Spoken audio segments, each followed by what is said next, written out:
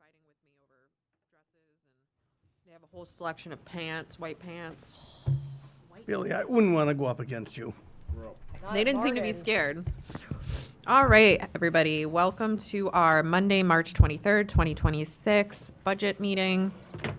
I am your finance chair, Bailey Douglas, and we're going to go ahead and get started. As a reminder, there is the Q&A from our last meeting on March 16th, 2026, available online. That reviews any questions that came up during the meeting and will continue to be compiled throughout the balance of our finance meetings.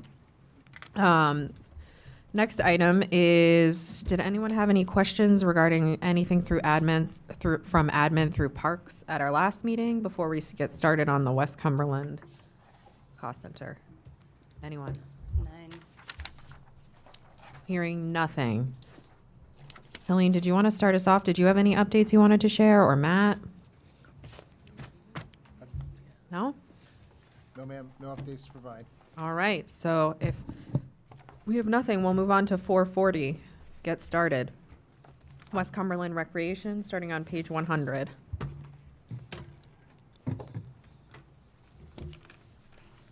Page 100. Great.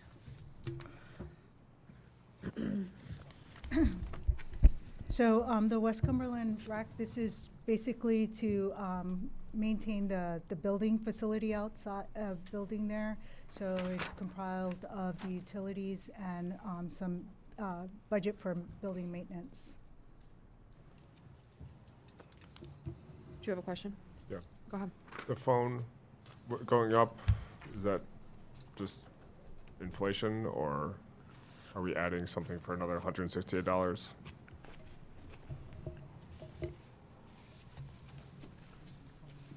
Yeah, it's just due to the increase to the BCN line, which is again something we put in the Q&A from 3.9 that we're going to have our IT consultant look over all of our BCN lines to review those. Oh, okay. So according to our prestigious assistant town manager, Bulldog, it's due to the fact that we have an alarm system at the building, so it requires a copper line. But again, we're going to have our consultant do a whole overview of which lines can be, if there is any lines that can be converted. Okay. Out of curiosity, how has the general usage been over the last year of this space? Optically, it feels underutilized. According to Rec, Pete Bingham says it's utilized quite often. Okay. Yeah, there's quite a bit of programming that does take place there. I know Taekwondo is there, one of the primaries, but then there's quite a bit of, it's surprisingly more activity than you would think that we see. It's more targeted times. There's also, occasionally community members will, grab the space as well. And then the other notable highlight we had this year was the improvements on the basketball court, resurfacing that, and then doubling up with the pickleball courts there as Yeah. well. So tried to give it a facelift this year and try to improve some of the west side services that we do have at the facility. Okay. Bob? I'm not sure. I heard Helene's response to Andrew's question there, and I think Chris followed up on it. Is a phone necessary? That's what we're going to have the IT consultant review and determine. The line is for the alarm system, but we're having but it's through a specific vendor called BCN. What we're going to do is go out and see if we can find a more reasonable vendor, if there is a way to change out, and see if we can decrease some of those costs. Aren't most people going with cellular technology now? It's radio technology, and we had some issues with that building, trying to get out with the alarm system, and it really hasn't been rectified yet. This was probably about 2 or 3 years ago, so it might be time to see if we can get a radio wave in there and change the alarm system over. And if that's the case, then this telephone line item will go away. Any other questions about this area? None? All right, we'll move on to 450 library.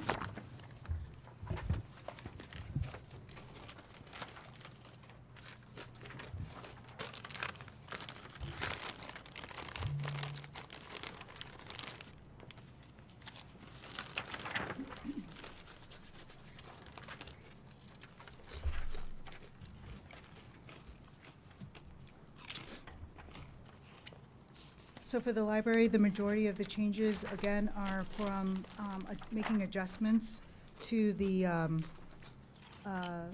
wages and benefits, but also below the line. There's some increases and decreases across the board. She went and reviewed her usage through this year and previous years and made adjustments based on those changes. The only one that's really based on some contracted changes is under contracted services. That's where the HVAC agreement is. But other than that, all of her changes were adjustments that she needed to do based on her usage. One clarifying question. I think Mike had asked about this kind of at the tail end of one of our meetings last time. But in the case of the library, I know they had lost, or they had an employee there who had left, like, let's say in September. What happens to like the accrued salary that's not being paid out at that time? Like, does that help them in future years? Does that go into a pool? How does that work? So what we do is at the end of the year, we look at it by department and we bring that forward to you as a year end. And we show you all of the departments that went over and all of the departments that were under to determine what our fund amounts that's going to go to fund balance. And then we also bring to you what we would like to use for year-end transfers with that extra funding that we received out of that. Okay. Go ahead, Andrew. I'm guessing I know the answers to this, but the health insurance, is this just the same thing that we've had in the past with, you know, somebody coming onto our health insurance that wasn't previously? Yeah, so last year we had an employee, I think she went from part-time to full-time. So when that happened, again, it's making a guess of what their health insurance was. Moving forward, I've been trying to budget, like in '27, I budget based on the most extreme situation, which is on the family plan. But in years past, I would try to just do based on what I saw average, what people were using.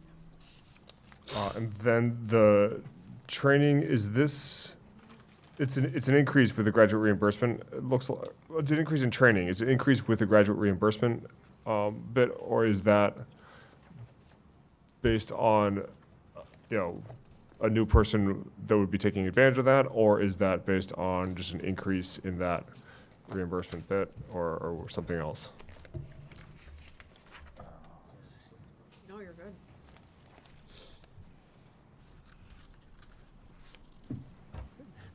That is on graduate reimbursement. We do have 2 members there that are, I think, either 1 or 2 that are working on their masters. There's 2. So it is 2 employees, so that was an increase this year. So it's new people taking advantage of the, okay. Yeah. Question, clarifying question on that benefit for employees. So in the example, if an employee ends up getting their MBA, are we then making a wage adjustment because they now have that credential? Or is that just trying to understand like the long-term impacts of funding those types of things? We don't make an adjustment Okay. on that. There are, like, in the PD and in fire, there are contractually obligations there, so if they get, you know, certain degrees or whatnot, or certifications, there's a stipend involved there. But as far as this goes with your rank and file folks, it's generally, it's a nice benefit of employment that we have here, but it does end up in greater compensation as far, like, as their compensation isn't adjusted for reaching that milestone. Okay. Thank you. You're welcome. Bob? 14% in 2 years seems a little much. So, I don't know. What are you looking at? Sorry, so I'm following along. What were you looking at, 14%? The last 2 years, increase in 14% Gotcha. Overall spending. 8,000 of that this year is in contracted services. I think a little, perhaps an explanation there. And then I look at the internet access charges at $2,400. So I think I can make the assumption that I would expect internet access at the library to be probably the highest in, you know, across the whole town, because it has much more services. But So looking at that with everybody else's, it seems like they're actually doing a pretty good job with that piece of it. But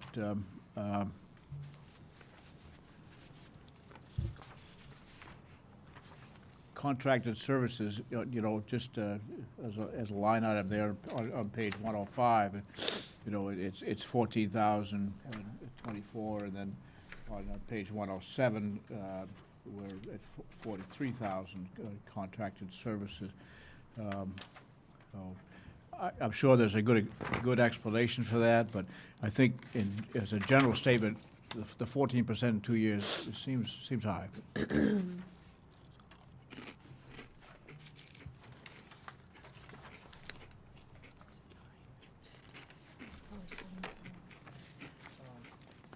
Question? Chris, is that on the Siemens comment? Question. One sec, do we want to, I think they're coming up with some sort of response to Sorry. that comment. And then it'll be all you, Denise. Yeah, that's exactly what it is, which is what I said earlier. One of them is the HVAC one, isn't it in there?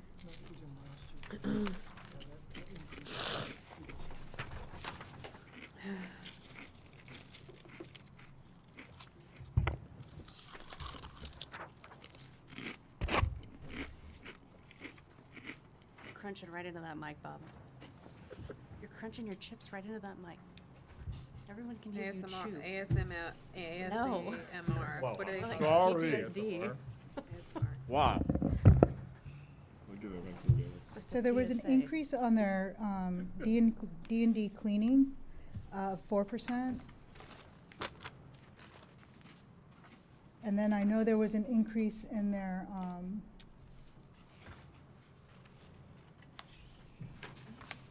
You don't have to answer the question tonight, but I think we could perhaps have the library director look at it and sharpen her pencil. a lot of these are contractual, and it's based on the agreement that it's expected to increase each year. So I'll look over her contracts and see if they were just, automatic renewals at a specific increase or not. Go ahead, Denise. All right.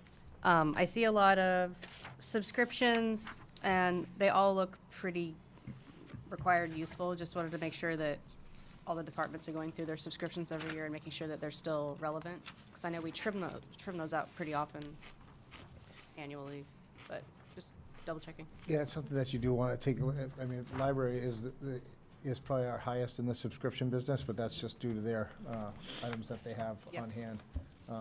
But it's one of those items that you do want to take a look at. It's kind of like you want to do rocket money for your operations to see what we are signed up for. So, but that's something that we do try to take a look at on an annual basis. I think last year I had asked if the Canva subscription could be shared with like communications at the town. Is that, I mean, it's only $120, a year. It's just wondering if we can pool that since it's, town stuff, or if they're better off having their own because they have their own stuff to manage, but just a question. And then I'm curious, where does the $1,200 for Library of Things come from? Are they buying things to put into the Library of Things? I thought they were donated. No, they buy books, they buy magazines, they buy a lot of things.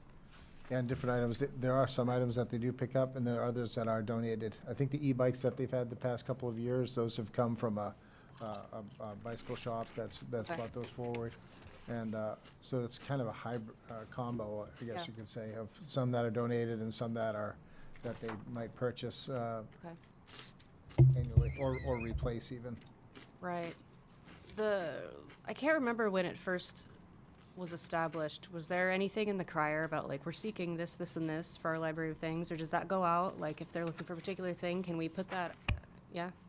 Okay, it is. It's a thing. Okay. Just checking. Had to ask my crier author. Right. All right, that's all I have. I see what you're saying. Just one comment on that, and then we'll jump to, who was the next person, Mike? or- Mike, and then, yeah. I think kind of what you're getting at is like, that shouldn't be something we're paying for. It should be more of a donation process, which I I don't agree. disagree with. Unless there's something super, high need that everyone always needs. and It no should one just can be a donate, bonus, yeah. But it seems like first thing, like put out an ad in the crier, like, hey, we're looking for Yeah. another broad fork or something, or a shovel. I don't know, something. Yeah, Yeah. I don't disagree with you there. Go ahead, Mike. Helene or Matt, how is an increase in visitors to the libraries, how's that measured? Is it, I mean, when I was a kid, it was the library, everybody had a library card. I mean, how is that measured now? Is there memberships? Is there, how do we know if we've got more people coming each year? Through the door visits, they can measure it through the door visits is how they keep track of that. Yeah, and Stacy reports that to me on a monthly basis when we get together. As like they track it year over year, month over month. Great. So they'll track visits. They'll track what you could say visits. What folks take out, like let's say checkouts, passport work that they do there. Everything they have that she measures that monthly and annually to see. So yeah, they've got that dialed in pretty tight, and they've shown pretty consistent growth year over year. So it's been healthy. Is there any chance, Matt, next time we meet, just give us an overview? And we don't kill yourself, but I mean, if we get, just the first of the year for the last 3 years, Oh, just sure. know where our number is, and it goes to what Bob's concern is, which is justified. But if we've got a 20% increase over the last 2 years, and we've got a 14% increase in costs, that might explain something, so, thank you. Yeah, we can get that. I'll just, Stacy's out on vacation right now, but when she gets back, I'll grab her and I can just share what I get on a monthly basis with her. It's we go over it every month and it's great to see that. Yep. And it does kind of show you the health of it. The other thing that I was concerned about going into this next fiscal year was, you might have heard about a month or so ago, the federal government was talking about taking out the passport work from libraries and such like that. And I was like, God dang. We're gonna lose that revenue at the library, but because it's a town operation, the library will still operate their passport system, passport renewal and origination spot, because it's a government property versus if it was like a private library that was doing it. Oftentimes some towns may have a foundation that runs the library, but since this is a town library, their operations will continue. Great, Which thank is you. awesome. Yeah. Thank you, Matt. Thank you. You're welcome. Go ahead, Tig. Could someone just give me a reminder of North Yarmouth's contribution to the library, whether it be this part or just kind of holistically? Is that percentage based or is it? It's based on population. We take the last census report of 2020, and we determine their population percentage and compare it to ours, and that's the portion they pay on. What is it roughly, off the top of your head? Do you have any idea? I'll tell you right now, Madam Chair. 7%. Is it 37%? Let's see. I just need to go to my sent items. Let's see.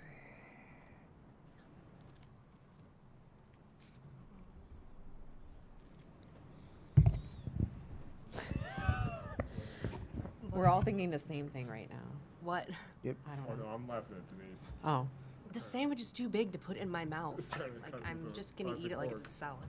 And yeah, I'm gonna break my fork. I have. In FY '26, FY '26, they were paid $266,921, or sorry, $278, basically $280,000 is the amount that we push that out to them for their contribution to the library operations. And then that's offset by, they also get some credit for rec revenues that we also share. So that offsets it a little bit. Okay. Whatever there's a profit there, so that helps offset their contributions to it. But yeah, $280,000. And it's census data. We look at what our overall number is to run the library, and then based off the census data, just percentage-wise, it's very similar to school cost sharing agreement. Right. And just I was just gonna ask. ask that question. It's 2020 So the most Most recent, closest, the yes. most recent Yes, ma'am. census. Okay. Sorry about my. No, that's okay, just curious. Is it a 60-year agreement? Annual, sir. Just to add to that, because I am a fair and equitable person in my decision-making skills, do we have them weigh in on any of this, like, programming, just out of curiosity? Like, for example, do they see this? Do they see rec? Are they able to share their feedback on it because they are paying for a portion of that, or how is that handled? There are people on both boards that help out. Like there's there's a representative on the recreation committee that comes from North Yarmouth, and Okay. then there's also members who are on the with the library trustees as well, or with the library board. Okay. Yeah, and then and then they do. I mean, I know both organizations are really big on pursuing customer satisfaction information, things along those lines. But they have an active role in seeing what direction's going in there, and their voice is heard, represented. Okay. And then we also, over the past few years have made a point to take, a few years back, I was talking with Whitney just about this, about a few years back, they were concerned in North Yarmouth that there wasn't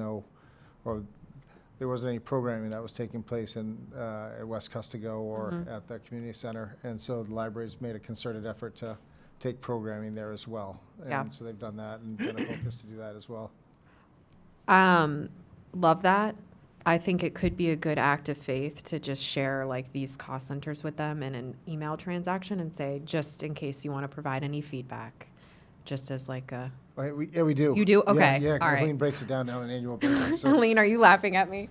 no, we just sent that out last week. Okay. That's why, I'm just throwing it out there. So it'll break out the program laughing by with cost you. center. So it'll be library and recreation. It shows the expenses, the revenues, the net cost, what their 2020 census number was, or the most recent census number we have. So you Okay. break that down. So it's, and then the fiscal year 27. So sorry, for this upcoming year, it's going to be just about 286,000.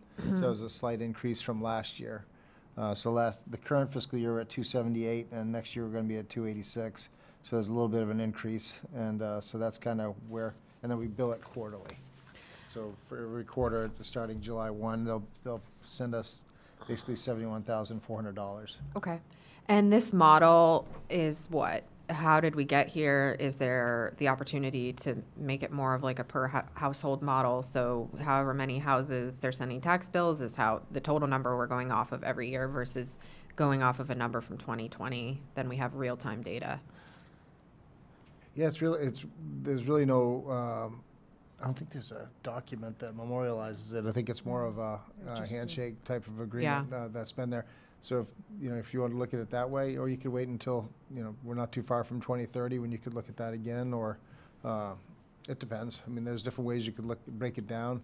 Okay. You start getting it starts getting a little bit fishy when you look at the number of houses in town or Okay. something like that, just because population is probably I know I'm making a certain argument here, but population number's yeah. pretty decent to work with because there may be out-of-town household owners as Okay. well, so it kind of takes them out of that versus year-round residents, I guess. Okay. Go ahead. I just have one more question. Since it's a town meeting style, right, and their budget is passed through town meeting, is that correct? That's correct. So this isn't a part of their budget that they pass, is it? Yes, it is. Yeah, They it's a take- warrant article. yeah, They take the information that the town manager provides and brings it forward to through their budget process. So if they were to vote against the library, we would then absorb those costs based on the current budget? Yep. Yeah, we would, and then we'd have to take a long, hard look at that, depending upon what they, if they chose to say, they had a warrant article that said, do you authorize the town to expend X amount of dollars to go towards library and recreation services, and then the budget committee or the town doesn't vote in support of that warrant article, then that would be the end of it. And then we would look at that and say, okay, and then the town would then have to, you'd have to plan to adjust where you were at, and then also think about what the other because they're tied together. Yeah. For all intents and purposes, recreation and library. So then you'd have to look at that and say, okay, well, if you're not going to do that, then you're gonna have to look at the relationship on the recreation side, where there's benefits that the residents of North Yarmouth feel or receive as a result of that relationship. Thank you. From a just like formalization perspective, if we don't have a document that outlines that, knowing that Diane is leaving soon, I wonder if it would be in our best interest to have that memorialized so we at least have it documented somewhere. Because right now I feel like we're acting in good faith, and while that's lovely, want to make sure we're protected and that they're protected too. It may be worthwhile to craft a memorandum of understanding between both groups. That would be great. Yeah, we can work on that. Thank you. Denise? Also, can we do the same for any other just verbal agreements or historical arrangements that we've put together? Is that We have very few, if not just Okay. one. great? Love to hear it. Love it, yeah.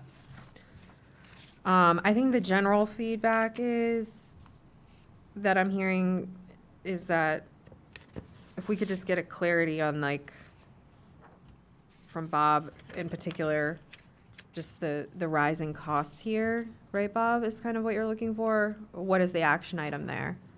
You're just looking to understand, like have an overview of what the additional cost is year over year for the last 2 years? Well,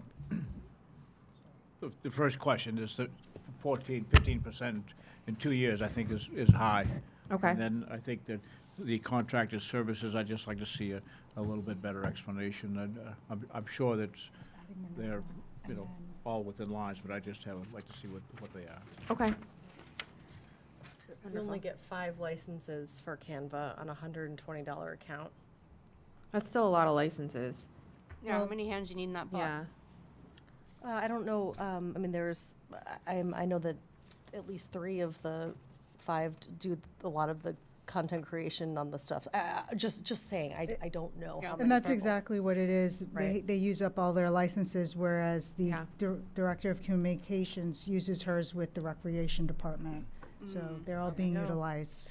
Canva's Um, amazing. I will say there's a lot of value in having all departments, like at the organization I work for, we have a company-wide account, so then you can like search what other people are making and then like collaborate, and it eliminates a lot of effort and work. So I wonder if it might be worth time, since the rec department and the library are working on a lot of similar things, where they could probably grab and drag and drop stuff that might make it a little bit quicker for them in the long run. It's amazing. I think It the is. reason why we do a lot of the rec and library items separately than the rest of the town is because of the shared costs that we have to work with when it Yeah. comes to billing out to North Yarmouth.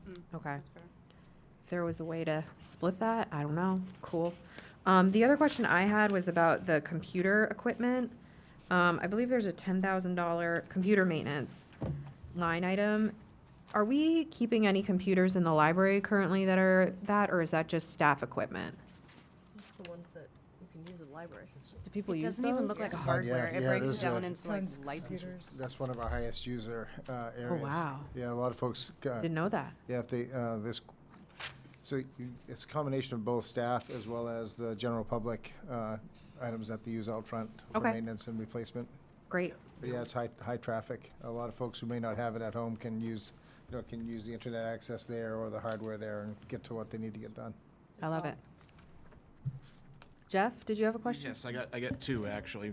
Matt, you made a comment earlier about recreation going back to fund the library for North Yarmouth. Could you expand on that, please? Sure.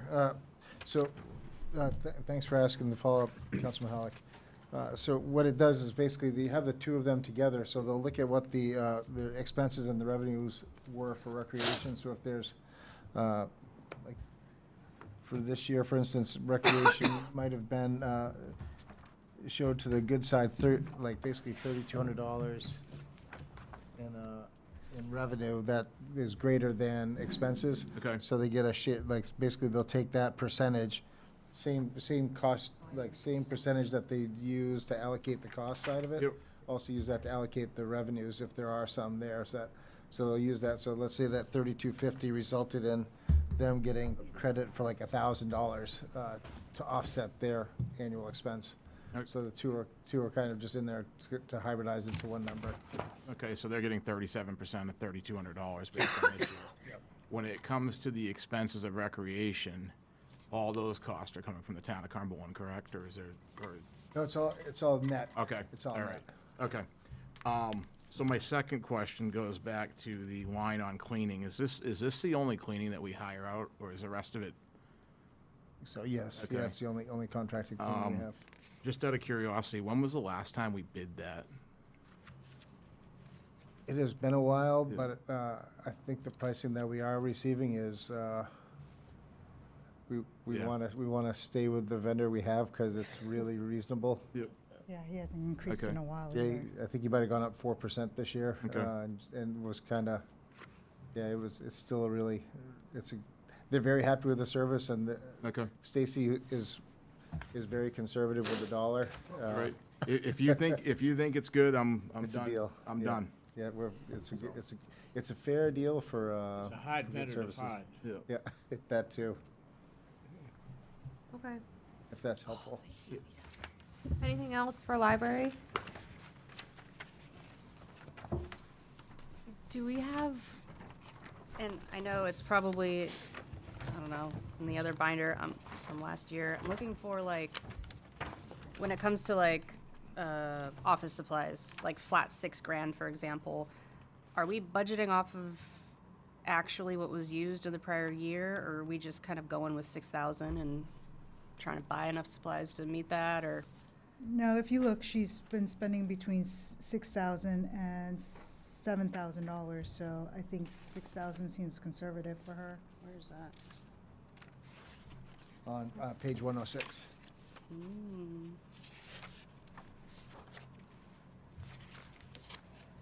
Let's see if I can count. Okay, I see it. Works for me. Awesome. If nothing else, we'll move on to 470, Historical Society Building. I feel like Helene will tell us what this is, but I feel like it's fairly straightforward. Not a lot of change here. Yeah, again, this is just for the building maintenance, just kind of like the West Cumberland. Real quick, Billy. Go ahead. Helene, real quick, you've dropped the amount budgeted for heating oil.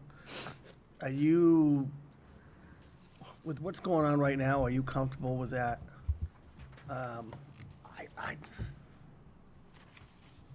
It ain't good. Yeah, we track the heating fuel.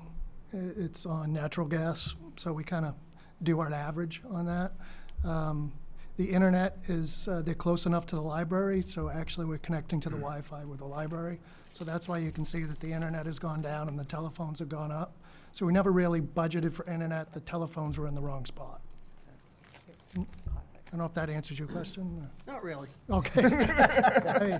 No, I'm just worried, Chris, you don't have enough in the budget for heating fuel. Like, did they get a heat pump and that changed their heating fuel needs? They do have a heat pump in there. Okay. And they Is that do new? also, they do have natural gas as well. So the heat pump is mainly for air conditioning and humidity control. Okay. They do use that as well, but When was that installed? when we moved the building down there, Okay. Thanks. And that's a 3-year average? yes. Okay. So that could be it, Mike. That's it, I'm done. All right. Or not. Is the telephone, is that alarm system or is there actual phone in there? Yeah, I know that we're looking, townwide about the phone, but just for this. Right, that's actual phone. That alarm system is actually on a radio wave. So we were able to adjust that, but that's really their phone and that's through ION too, so the VoIP system and the cost of that.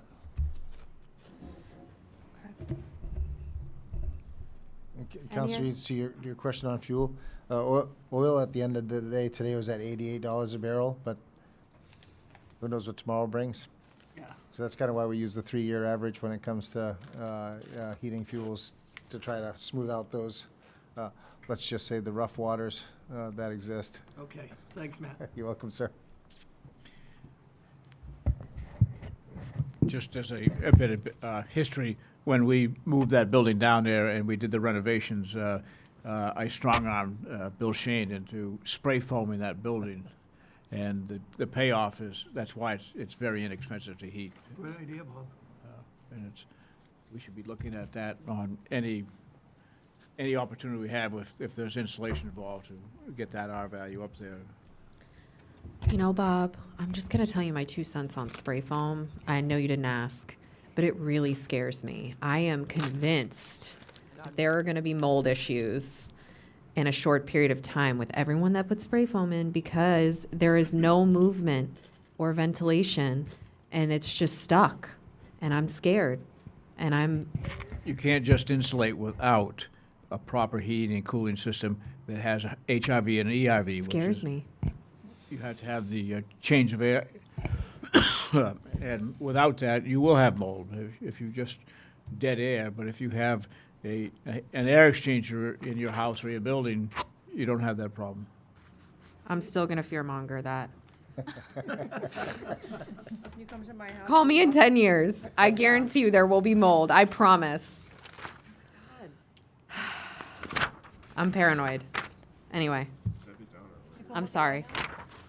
Spray foam in the attic. Bailey is to spray foam as Bob is to food trucks. Literally, anytime we just built something on our property, anytime anyone asks me about it, I'm like, absolutely not. We're not putting spray foam in there. It just freaks me out. I don't know what it is. It's going to be like this generation's asbestos. I can just feel it. Anyway, Let's hope not. I don't know. It just freaks me out. It's also a new build versus an So old do build, large right? spiders. So are what? Large spiders. Okay. Call me in 10 years. We'll talk. Moving on. 580, general assistance.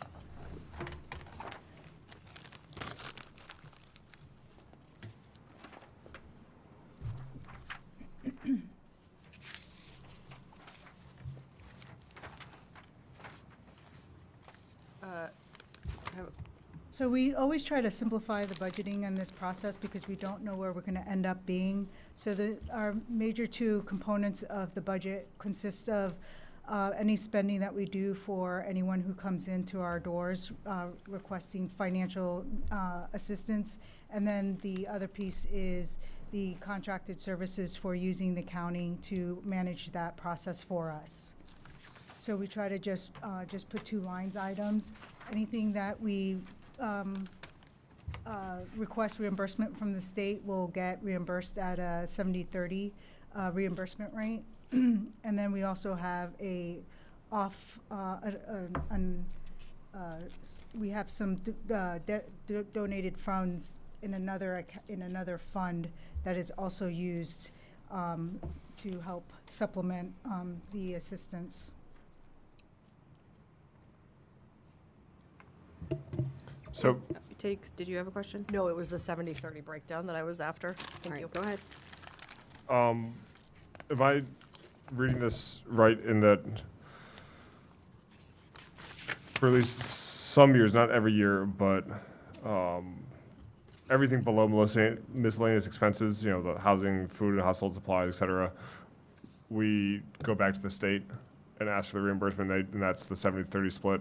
And that initially comes out of the miscellaneous expenses, and then we take the 30% of that and Yeah, pay for our 30%. For budgeting purposes, I use the miscellaneous line, but when we actually submit to the state, we actually put it in the line of whether it's housing or for food supplies, whatnot. And then you can see at that first line on the top is where we actually get the reimbursement back from the state to And- show that net. And then for the county to run all this for us, it's just 22K to the county. Correct. Okay. That's the 22,000. Yes. And when is that contract, wasn't that a 3-year deal with them? Or was it every year? It's every year. It's every year. It's every yeah, year, okay. Yeah. So there's no 3-year, I feel like we did a 3-year, Used to do that when it was Opportunity Alliance. okay. It was like a Yes. 3-year contract that you would have, and then they get out of the business of providing that service, and then, because there was multiple towns, it was Cumberland, Cape, like Baldwin, Gray, not Gray anymore, sorry, Baldwin, like New Gloucester, a number of towns all were left hanging in midair without that service, and I think Bill and I probably called Jim Gailey within about 15 minutes of each other and said, we really need some help here, and then county stepped in and provided that service. They hired Paige Kambakis, who does that work for us. She was working for the city of South Portland at the time, and they recruited her, and she came over there, so she does a great job for us. You know, one day a week, she comes in, has full day office hours, and can meet all that. But you know, it doesn't. You don't have to only identify your need on Thursday. You know, there's other ways we can work around that too. So yeah, it's been a great service for us. Okay. Go ahead. Then the actual services that we provide through the state, through the county, are varying a lot. Is that just sort of, do you have any insight of like to why, you know, it was 14 one year, 34, and then down to 20?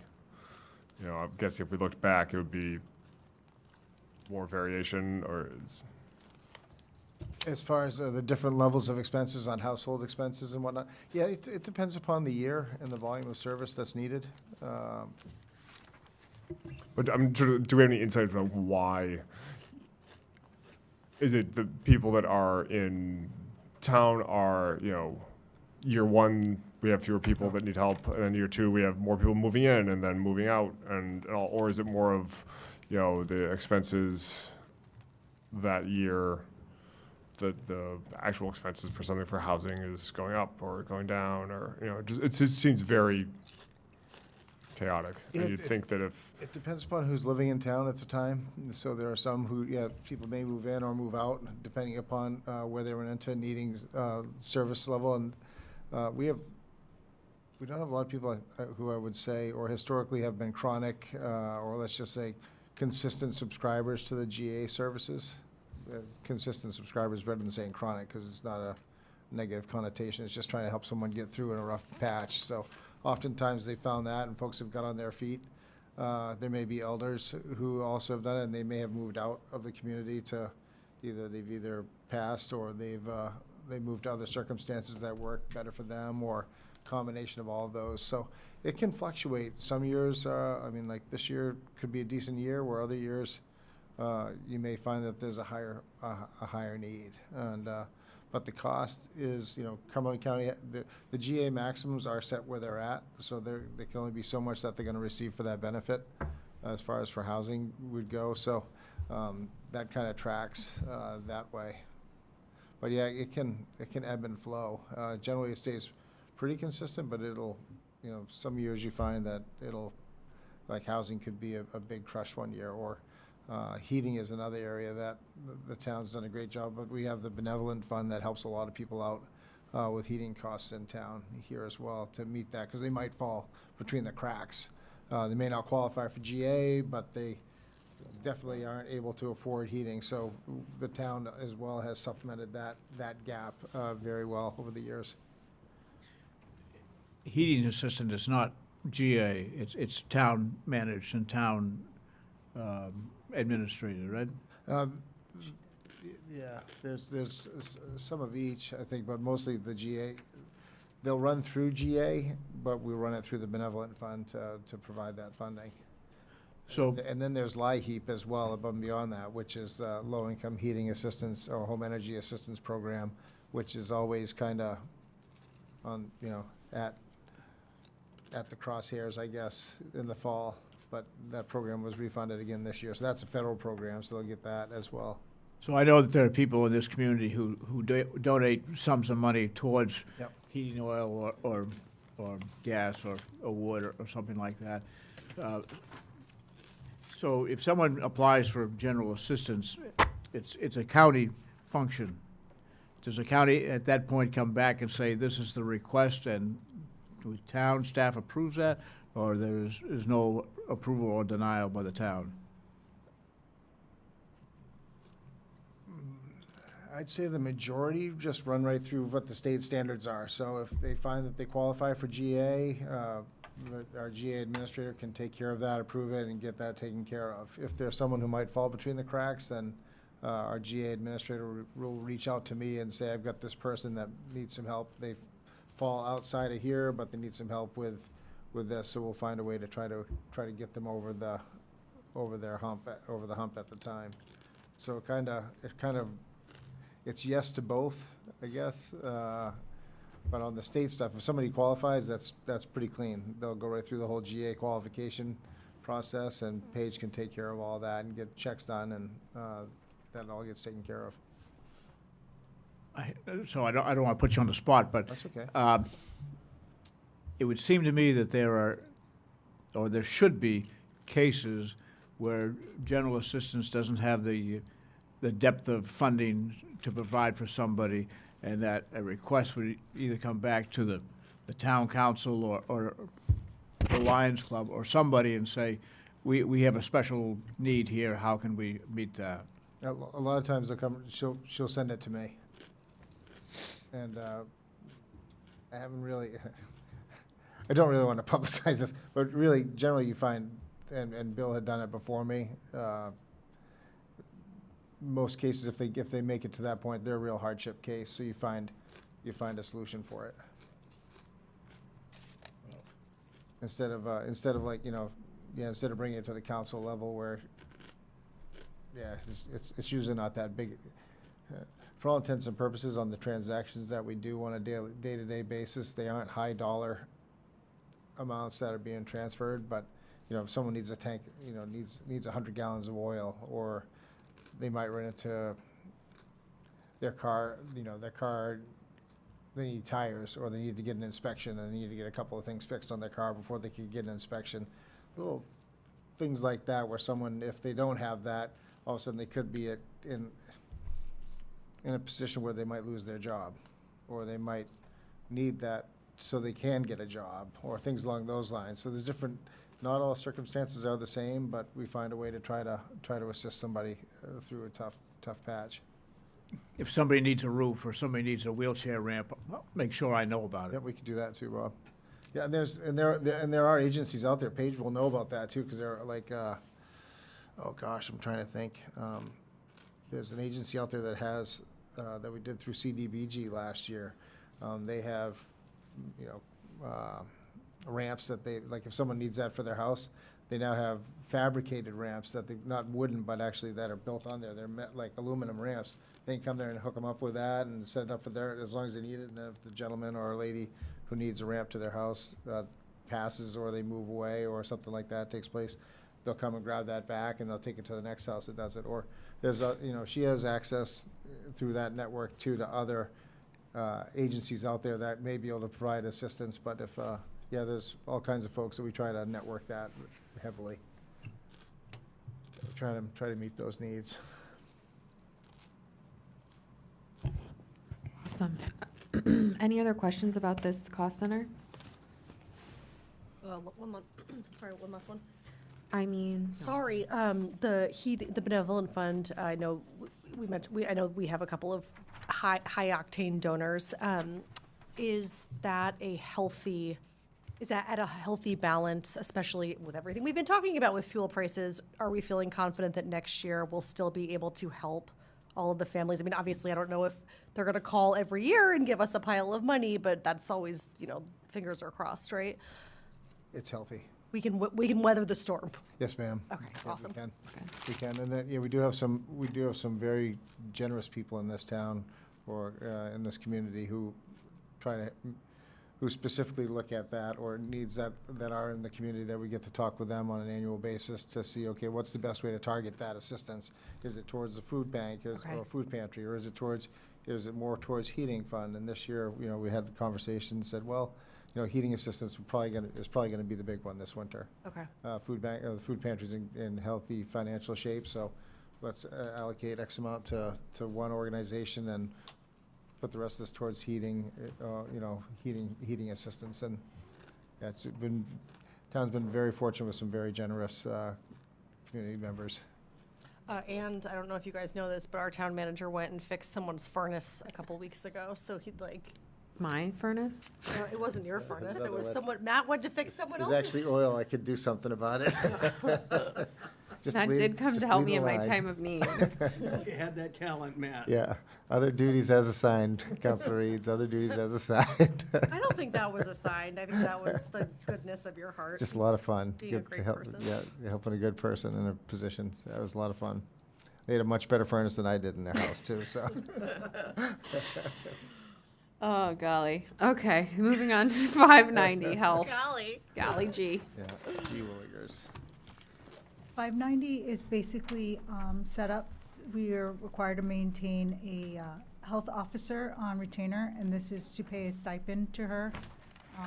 This is her annual stipend. So you just moved out of part-time wages into stipend. Yeah, Line. it was always in stipend, and for some reason, last year, I accidentally Wow. adopted it in the wrong, You made a mistake. That's awful. yeah, pretty bad. One strike for Helene. It's hard to believe.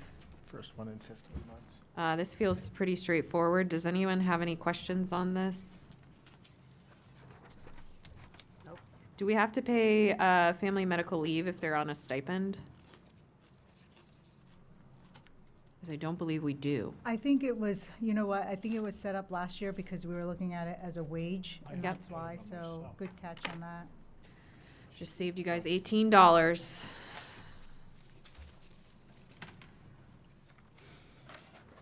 All right, moving on to cemetery 620.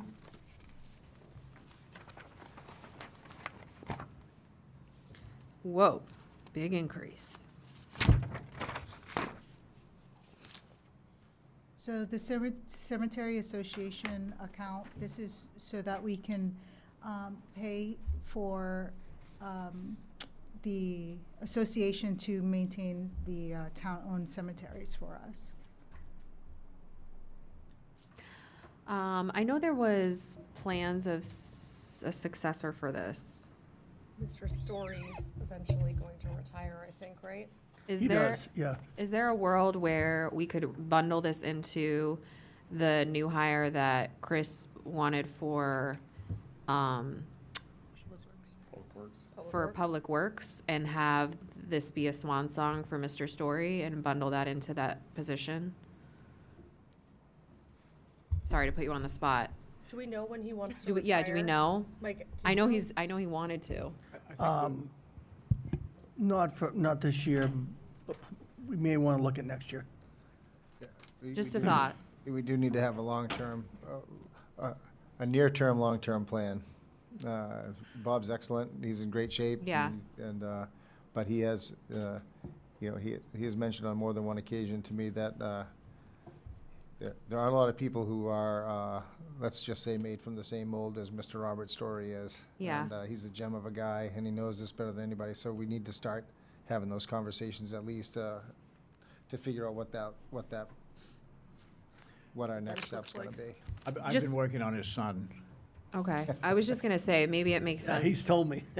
For the long term, where this becomes part of that cost center, and maybe someone could start training on it this year, going through the season. Just, I feel like that's a more sustainable long-term plan than depending on someone in the community to do it. Yeah, and a lot of it is the costs that are associated with, because Chris Stilkey does all the mowing and the maintenance at the lot, and I think probably the two of them will probably retire about the same time. Chris is actually closer to my age than Bob is, but Okay. I think we need to start thinking about, okay, if and when will the town take it over as far as adding it? And a lot of communities do have that.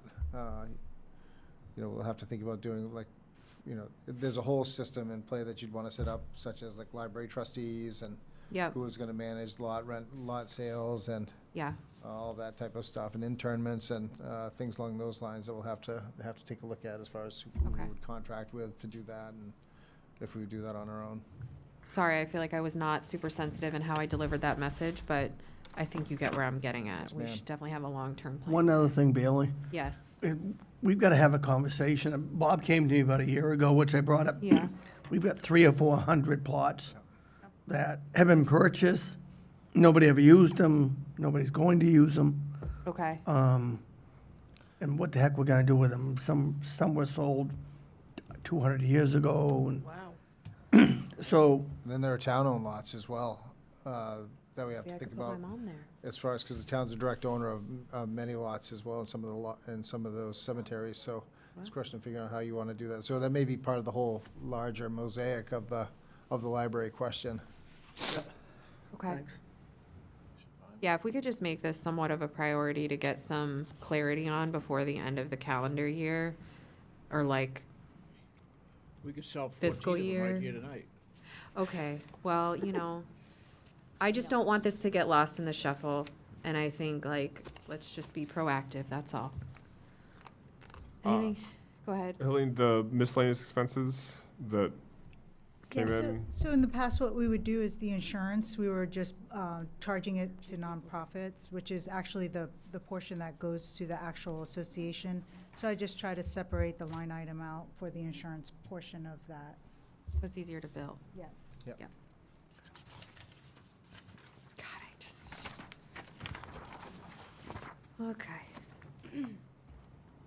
All right, moving on to conservation, 6:30. We love a steady line. Love to see it. Anything notable here? No, it's the same as normal. We just, again, for ease of budgeting, we just use the two lines, and then as the LCC comes in with the actual expenses, then we line item where those expenses would go. And then the nonprofit line has always been there, so. Do we have a sense of their fund balance? Because I believe this rolls over year to year.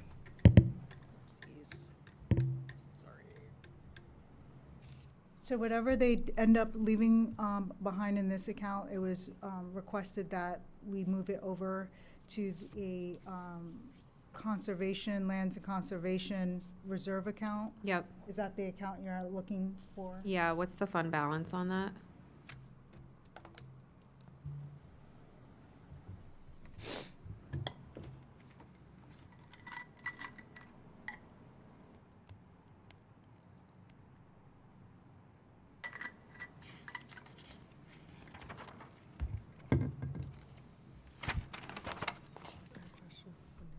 No question. It's currently at $66,338. Okay. Something worth having a conversation about is like, how high do we want to let this go before we start to like pull back? Not that I can't get back to the same number, but I feel like, I don't want to say it should be a use it or lose it model, but it is taxpayer dollars and I'd like to be, Yeah, and I know in the past, before we actually created this, this cost center, yeah. this was items that were budgeted through Public Works or Parks and Rec. Okay. And I believe Chris had to release some of his funding from his budgets in order to Cover costs. cover the Okay. cost without it being so it could stay cost neutral overall to the town. Okay. Do we have any like anticipated forecast on it, or is it just kind of ad hoc, like as things come up? I met with Bridget, I met with Denny last week about this, so I know they've got a lot of invasives work that they're looking to do, and that can be quite pricey. This past year, there wasn't as much accomplished, but I think they've got a good plan for going Okay. forward. So I think it may be a temporary, let's just say elevated fund balance Okay. versus what they're looking to do for longer term planning. Okay. with the invasives, they could very easily use that Yep, all of it. up. It's a constant ongoing thing. If you stop 1 year, then it gets worse, and all the money that you put in is, gone, and you gotta start back over, and also they could. Take out a quick question. Sorry, two things. Well, and one, I think, as you know, Bailey, I think Paul Larrabee does a lot of the invasive work, and he's a lot cheaper than getting someone in from out of state, which tends to kill it.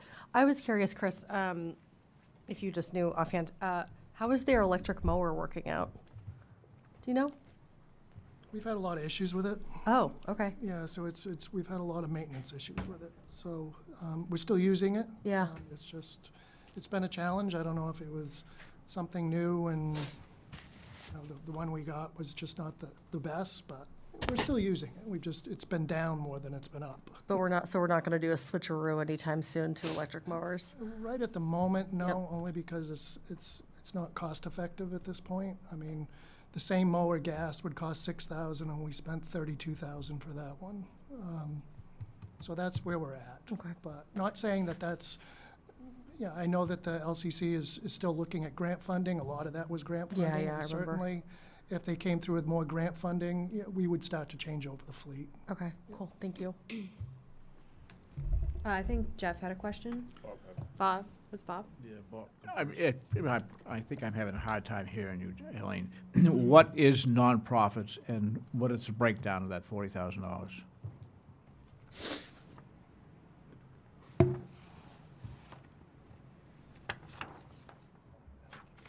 That, every year we give 40,000 to Shabig and the Cumberland Land Trust. For what? I didn't understand you. It's TCLT. Trail maintenance? They'll use it for trail maintenance, land acquisition, different improvements on their property. A lot of different things, basically trying to, I think it helped out with some trail construction up at Nice Pond. The town did do the parking lot over on Tuttle Road that was just recently constructed. That was. Blanchard Road. Yeah, sorry, on Blanchard Road, and so we had done that. But oftentimes, a lot of that money will go towards capital projects that they do in town. And is there a guarantee that that's only going to Cumberland stuff, or is it Shabik too? No, it's Cumberland. Okay, Yeah, it's Cumberland projects. all right. Do we get like a breakdown of that from them at the end of the year, like what the money went towards, or is it just kind of? I can reach out to Penny Asherman. I know she can give me that for sure, how they've used that. I think Bob would like to see I that. think we can do that. It's half the budget. I'm just here to stick up for you, Bob. Any other questions about this area? Jeff had one, right? Oh, And then Jeff. I'll go after.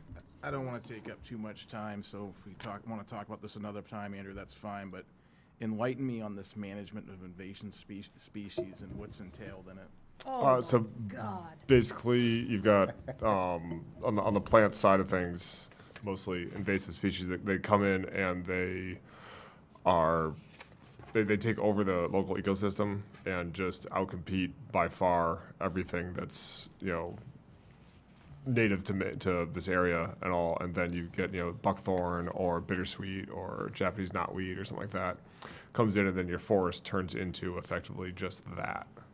And if you fight it and push it back and then take a year off, then you've got to, it's back to where it was and then some probably. And so all the money that you spent fighting it and pushing it back has just been wasted. And so you got to sort of keep hacking away at it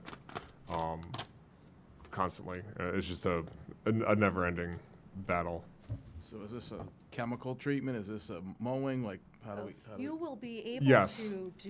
we're gonna do a walkthrough with the town forester, who is going to up close and personal give you information and actual, like, visuals of how this works. But not to cut you off, Andrew, but he asked about my passion project, and so I'm not to be a jerk about it, but like, if you think about Twin Brook, you know where the dog trail is? The dog trail is basically, like, we're gonna lose the dog trail because it is so overcome with invasives that you get to a point where your only option is to burn the entire thing down because it is so overrun. And so to Andrew's point, it's this like year over year cutting back, being treated, and rather than, we are so lucky here to have, and we share this person, which will make Bob very, very happy with other communities, but Paul Larrabee, who's our town forester, who works, he's a proper forester, has worked for the Forest Service for like 40 years, and he was like, if you would have told me that most of my job would be now managing invasives 30 years ago, I wouldn't have believed you, but that's what he does.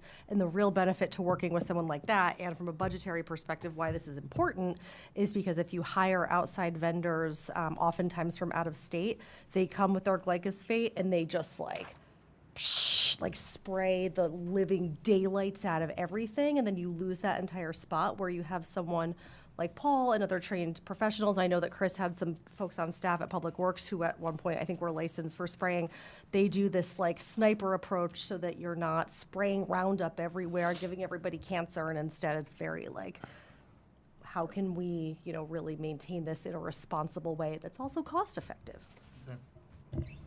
And the LCC is also working on, you know, what do you do after that? So you get rid of the invasives, and then what? So, and trying to, you know, with the orchard and sort of building a little tree nursery, so we can go in and we can have trees that we planted, and plant those native trees in there, so and give them a chance to come in and take over, as opposed to just waiting and hoping that, you know, over time, the invasives won't come back, kind of thing as well. So that's part of the whole budget in here. They've got plans for that, forest plans for the different town forests of like, all right, where do you go, and like, you know, where are we going to tackle the invasives the most? You know, out in the town forest, we could go out there if I knew anything about what stuff looked like. Which I don't, like, go out right now, you can see, you know, Phragmites out there that's taking over near the solar field and all. Denise? Handful of things. I know that the LCC prepares an itemized budget, because they gather things from all the subcommittees and stuff. It would be nice to see that in here, rather than just, like, I know what they spend the 40K on, but I mean, it is itemized. I know that's submitted to the town, I'm pretty sure. If not, I mean, it should, because it exists, but having it in here would be beneficial, I think. And then, yeah, what Andrew was saying, the orchard is going to have like a little tree nursery to repopulate places where we're treating for invasives, you know, but yeah, it never ends and it never will. And so I want us to be mindful of how much we're relying on volunteer labor here.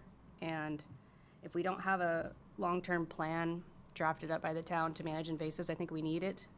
And so that we have, you know, volunteers on this commission that are doing what they're already doing, but it's, you know, it's tied to like a plan. And also when at the regionalization meeting, this was discussed as far as, you know, it's not just us, like town lines are a thing. It's like if you are spending all this time working on invasives and then, you know, a nearby town isn't doing that, they're just gonna come right back in. So it's like a regional effort that needs to take place.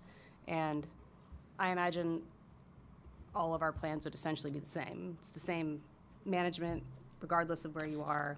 We all have the same invasive species around. And the, like, who cares part of it, like for Jeff at least, since you're new to the invasives conversation, is like local wildlife aren't adapted to use those species of plants, so they don't really offer any nutritional benefit or like shelter or anything. So basically, once you run out of native species and, you know, food, shelter, then you're also losing native bird species and other things, and then the whole thing just starts to crap out. So the goal is to not have that happen, but yeah, they're not going anywhere. And if we don't keep the stream of grants coming, which the LCC is really good at getting grant funding, but I see this budget going up quite a bit if we don't keep those grants rolling in. So I think if we have a plan, if we're talking to neighboring towns, if we're sharing resources, we have like an actual regional plan, it's gonna help long-term. Because I think 40K is a little, yeah, when you take the grants out of it, and that's another thing too in the budget, it would be cool to see how much grant funding they're getting. We don't put the grant in the general fund because that's part of what's in the, that separate, LCC account? yes. Yeah. Because making sure that it doesn't get pulled to fund balance at the end of the year. What I mean is having a note or something, like a footnote in here saying the budget's 40K, but they brought in like 30K of grants or something like that, just so we have an idea mentally of like, you know, are grants keeping pace with the budget or that kind of thing? Just for like long-term planning purposes, be helpful for me at least. Those management plan documents, are those all on the town website? They're on the LCC, on the forestry, under forestry they are. Cool. And just one note to your point about your neighbors, Yeah. Falmouth doesn't allow glyphosate anymore. And that's a really big deal. Neither does South Portland, I believe, too. Not that they're a neighbor, but. But, I mean, but to that point, right, I mean, it's to also the point of things getting worse, like, that is not gonna help the situation either. They might and, use the mesh trick. Maybe that'll help. Where you put basically a hardware cloth. You cut it down, put hardware cloth. It grows up the knotweed, and it just like girdles it. itself, and then it dies. And then if you see a beneficial tree sprouting up, you can just cut it a little hole so that it won't be girdled. And it's kind of like you have to pay up front for hardware cloth, which is not cheap, but it's just one more thing to add since they won't have access to Roundup. But To your point, Denise, though, about working with our towns and all that, the state apparently is very excited about what we're doing here in Cumberland and sort of trying to use us as a test, not a test case, but an example of how to do things, and having other towns look to us for how we've been dealing with invasives and all that. So the volunteer work, as you mentioned, has been phenomenal, but I think we need to make sure that we're aware of, if that volunteer work was not there, what it would cost to continue to have the town forest and Knights Pond and trails. Greeley Woods and all these other places, Twin Brook, et cetera. Yeah, I don't even know what it would be like if you start to quantify the hours of volunteer work and what that would cost if we were actually to have, They have do to pay for I mean, that. 'Cause it's there's a formula that 1 hour equals X amount of dollars kind of thing, and they've tried to get an idea of that. And somewhere in the LCC they have that, but that doesn't necessarily equal what it would cost to have true. Yeah. an actual contract somebody out to do things and all, which is Wheelbarrowing probably higher gravel yeah. rather than just dumping it with equipment. Probably even out. But yeah. All right, any other? Working on it. Yeah, any other comments on this area? Not, we'll move to debt services, 650, starting on page 124. Helene, do you have anything to start us off with? No, this is just basically what the needs are for principal and interest for the upcoming bonds that are due. I did put an extra portion at the end of this that also provides you on a per bond basis what that looks like.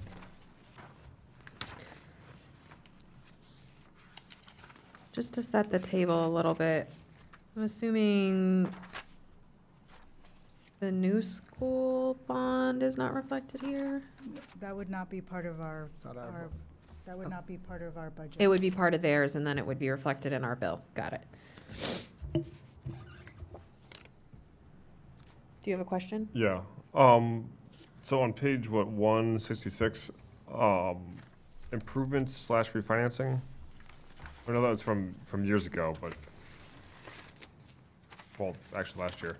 Because I was looking through and it wasn't showing up in anything else that I could see about sort of a quick explanation of what that entailed. That bond is finished paying, but there is no cost to 2027, but I can find out what that was for.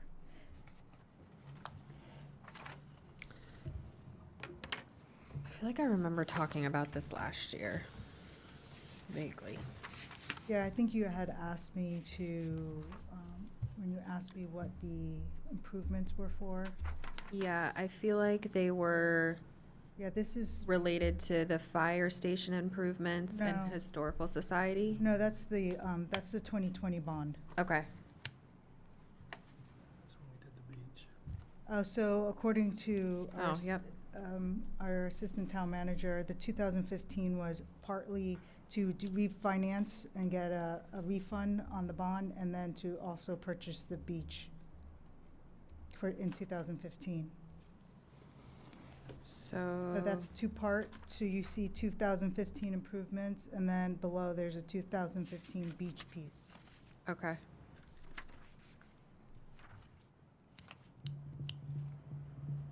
So that's paid off in 27? Yes, at the end of this year, as of April 1st, that'll be done. That'll be our last payment Okay. for portion of it, the refinancing portion. The beach portion is still due. Still. Okay.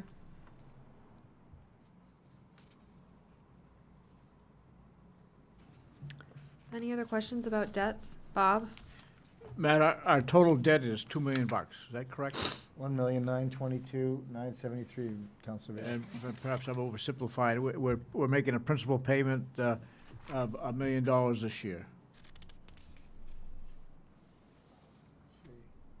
Yes? No? Our overall, you're talking about overall debt or just for our annual debt?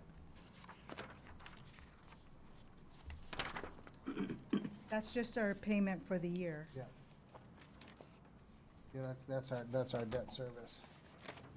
What's our total debt, Colleen? 1.9. No, our total debt is much larger than that. That's what I was, If you have your fiscal year books that I added to your binder, do you have it on you? Yeah. It would be on page, I feel like I read this. This is old. I can't remember. I don't have my glasses on. It's old. This isn't it. Put that up towards the front. Put that up towards the front. Gave them a book. No, I gave them the actual financial book for FY '24. Revenues. I'll wait till somebody finds a concrete. You're waiting till someone finds it. Thanks, Mike. So there's gonna be, so we have three places that we have debt. We have debt in the general fund, we have debt in the TIF fund, and then we have debt in the senior housing. So this portion that we're looking at is strictly for the debt that has to do with the general fund. So page 67 starting. so this debt can be retired in 2 years. If we're making $1 million payment this year and with balance is 1.9, a $900,000 payment next year would eliminate it. No, Bill, that's this our- is just our annual cost for principal and interest for each of our debt payments. each of the loans. You look at it as like Each- your loan payments. So So- if you look on page 167, 1.9. so if you look on page 167, Counselor Vale, on the next page over 167, you'll see like 2015 beach, and you'll see going from 21 all the way to 2023, 2034. That is going to be how much we're going to pay each on an annual basis. Right, right. So I'm just trying to reconcile that, you know, the number that I said that our total debt is 1.9, but it actually isn't. No, That's our I'm debt just giving service. you the cost for the year of what our expense is gonna be for our bonds for the year. So there's two pieces to a bond, looking at a bond, your long-term and your short-term. What I'm showing on page 166 is the short-term payment, which is your annual payment that we have to make Because it every would year be- for the bonds. Yeah. In total. And I'm showing you the amount per bond that we're paying on. So like if you look at Bob, if you think about it, Bob, as like a mortgage payment, it's the total sum you pay in a year for that mortgage, but the life of the mortgage might be 20 years. So this is the sum of each of these mortgage payments for a year, added together, cumulative 1.92. Total debt, I don't know what that number is. $9,839,461. $10 million. Yep, Yeah. just about 9.8, And that's for capital, That's general fund. general yeah, fund. general fund. And then our TIF's total bond is $3.2 million. Is there anywhere in here, Helene, that like shows us outlines like interest rates on some of these bonds or, So it depends on the year, and Yep. it does. So if you go into the notes section, okay, financial notes, and go to long-term debt, it'll have a table that breaks out the bonds per year with their interest rates. Helene, is, these bonds, are they, can you consolidate them like you would, if I've got loans at the house and all my loans are 10%, I can go to the bank and get 7%, can you do that? That's what the 2015 would have been, was Yep. what they consolidated some bonds because the interest rate at the time was better than it was when they originally took the bond out. We do have our investor that he reviews that for us, and they will determine whether or not we hit that threshold to see a cost savings for us or not. Awesome. Thank you. If you want to place the town's indebtedness into perspective versus what the statutory regulations will allow up to, the town currently has about 0.67 of 1% or less than 0.7% of indebtedness versus the value. The state law can allow you at a max like 7.5% of what your state valuation can be. So the town's, as far as its use of debt, it's been very conservative with it, but also it has, it's been wise in the way that it's used. I guess its ability to take bonded indebtedness on. So it's a very low percentage, whereas other towns might be in the 1 or 2% type of range. On the school side, it's a different story. They can do up to 5%, but they've got a different number they play with too, because you've got 2 towns. So, but if that puts it into perspective, like basically 0.667 is the of 1% is what the town's currently carrying. So it's in a really good position as far as the relationship to our operations versus our indebtedness.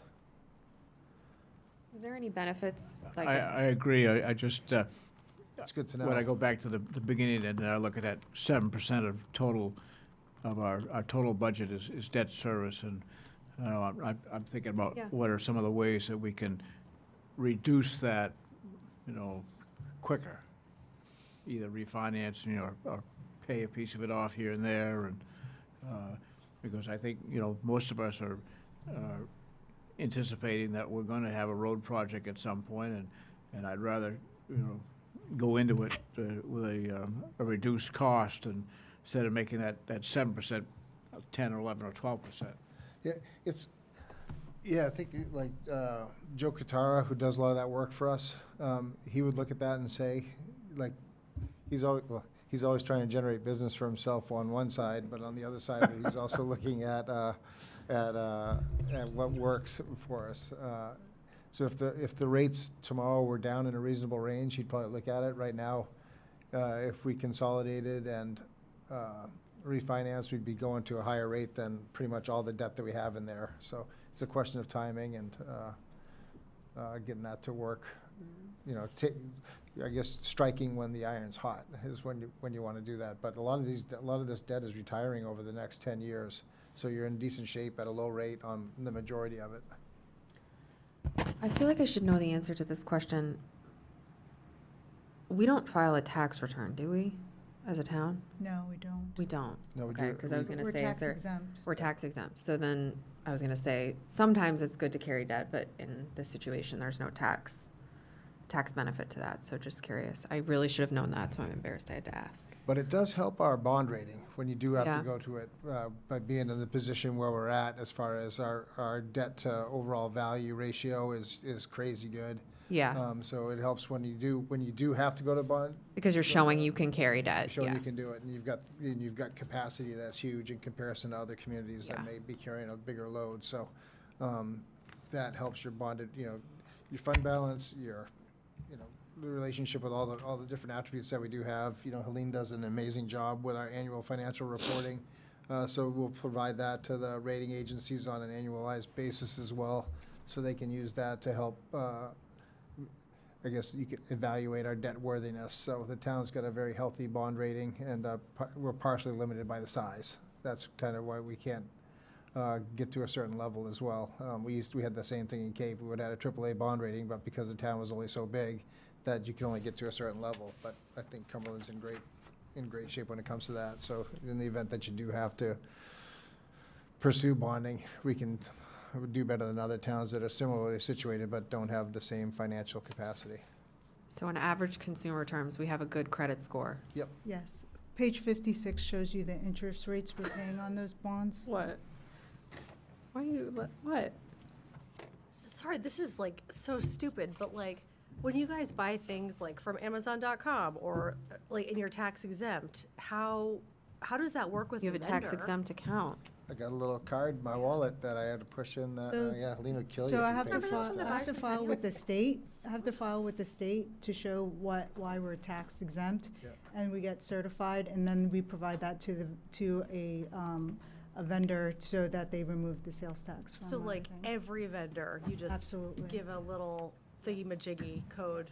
Yeah, you gotta show me a little card. Go if you into do other Dollar things. Tree and show them your tax exempt card and they'll remove the tax. Yeah. Do you have a tax exempt card? No, but I remember this. Chris taught me this when we were doing the bicentennial committee. I sort of remembered, but I wasn't sure operationally how it worked with every But department if we on sell every something, but if we expense. sell something, we do have to collect sales Yes. tax. So remember we had to charge for the clothes when we were selling the Yeah, clothes? I do remember that. It all connects.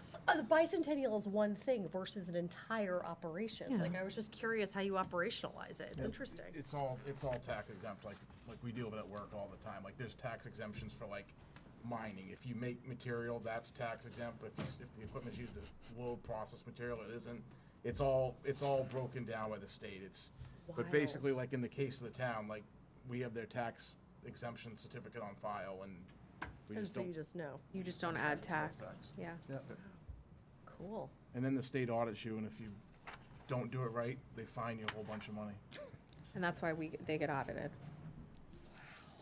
And Very if cool. a staff member pays sales tax, they get the email from Helene that you only need to get once. Chris, the number one offender. Or Chris gets it twice. Amazing. Any takeaways from this? I feel like there was a lot of conversation. Bob, is there something else you'd like to see on this? Would you like to see a recap of interest rates? I think she said it was on one page, but I can't remember Yeah, which page page. You're gonna see the 56. 1.9. Okay. So if you go to page 56. Misleading, and if there was a way to better articulate I don't know that misleading is the right 10 million. word, but So, if I drill down and go across the numbers and do the math, it's 200,000 like every year, each line item, but If you look at on your budget book too, it's after page, what is it, 173, then you've got page 1 and 2 after that, and it kind of summarizes on the bottom half, the Valhalla area, like the different bonds by the year, the amount remaining, when the final payment's going to be due, and the remaining balance. So it shows that for each one that you have there too. So that's on the general fund side of it. And then, So- yeah, as Colleen said, page 56 in the, In the annual financial And the book that financials also that I has it. provided, it shows you the interest rates. on that which you were page? looking- Page 56. It'll show the bond, and it shows you your date of issue, date of maturity, the balance at the end of 2025, and the interest rate for each. I don't see it on there. On numbered page 56, at the top. 56. Oh, wait, hold on a second. Oh my God, I was I like, have- I'm, I have two I've had a versions. long day. I'm I don't sorry. know. Maybe I'm I've like had- really dumb. I have don't two know. versions of that book, unfortunately, because I had to renumber the pages that the auditors gave me. I apologize. Okay, thanks. I'm so sorry. Do you mind verifying page number? Yes, hold on one Like, second. I've had a long day. I don't know. My bad. So while Helene's looking for that, It's that one. you would 51. want to see in this sort of an overview page in this debt service area where it's just all the debt that we have, in 25, 26, and 27, and to see what those total numbers These guys. are. Interest rates. Someplace in this section, I'd like to see what our total debt is. So I have a sheet, and I've shared it with you at the last finance committee meeting that we had. I did provide that to you, our debt service. I can resend that to you all. But it is. I think it should be in this document. Okay. Helene, would you mind just recirculating that to the council when you send the updated FAQ? Yes. Crumbs in my Thank book, you. Bob. And just for clarity purposes, the interest rates, are they variable? Because I see a range Yes. here. It Okay. just depends on the year. Is it based on prime rate or like Yeah, what? so okay. each QSIP's gonna have different rates Yeah, attached read to it. Okay. So it's prime minus, It'd be nice to have one page of just like a 2% timeline, maybe? like, I don't balance know. is going down and when they've done, and then like, you know, it's like- They're fixed, but they have Yeah. variable rates within it. Right. This will be But they're not, 2036. not all The loans payments are- are yeah. fixed, but the interest is not.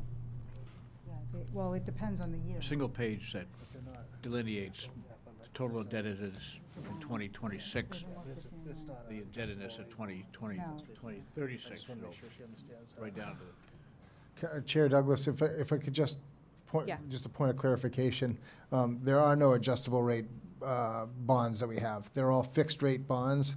They're just not all at the same rate. They're at different rates for each Okay, one, so. so it's they're a, not it's like- a They're total not in sum. fluctuation with regards to the market. Like, Okay.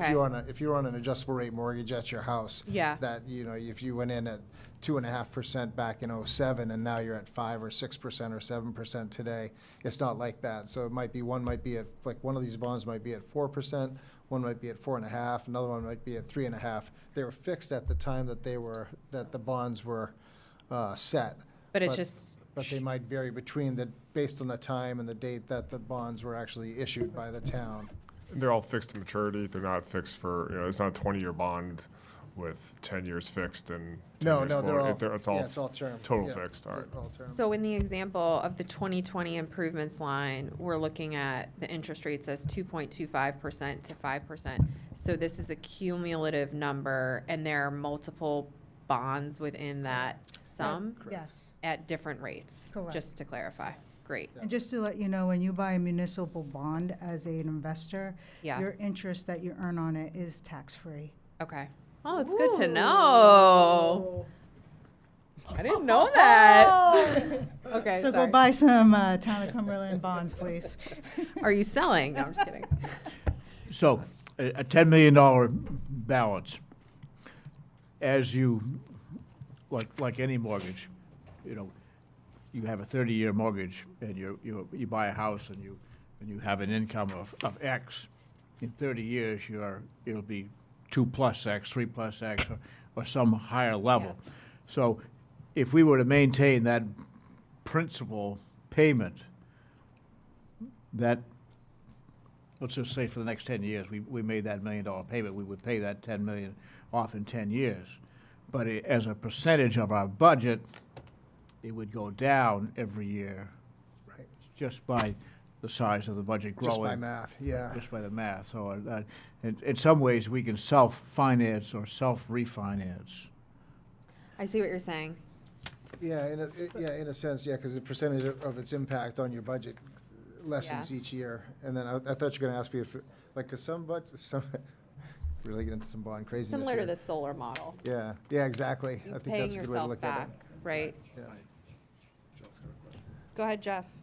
So just one question on this is, this is our current payment, like 1.2.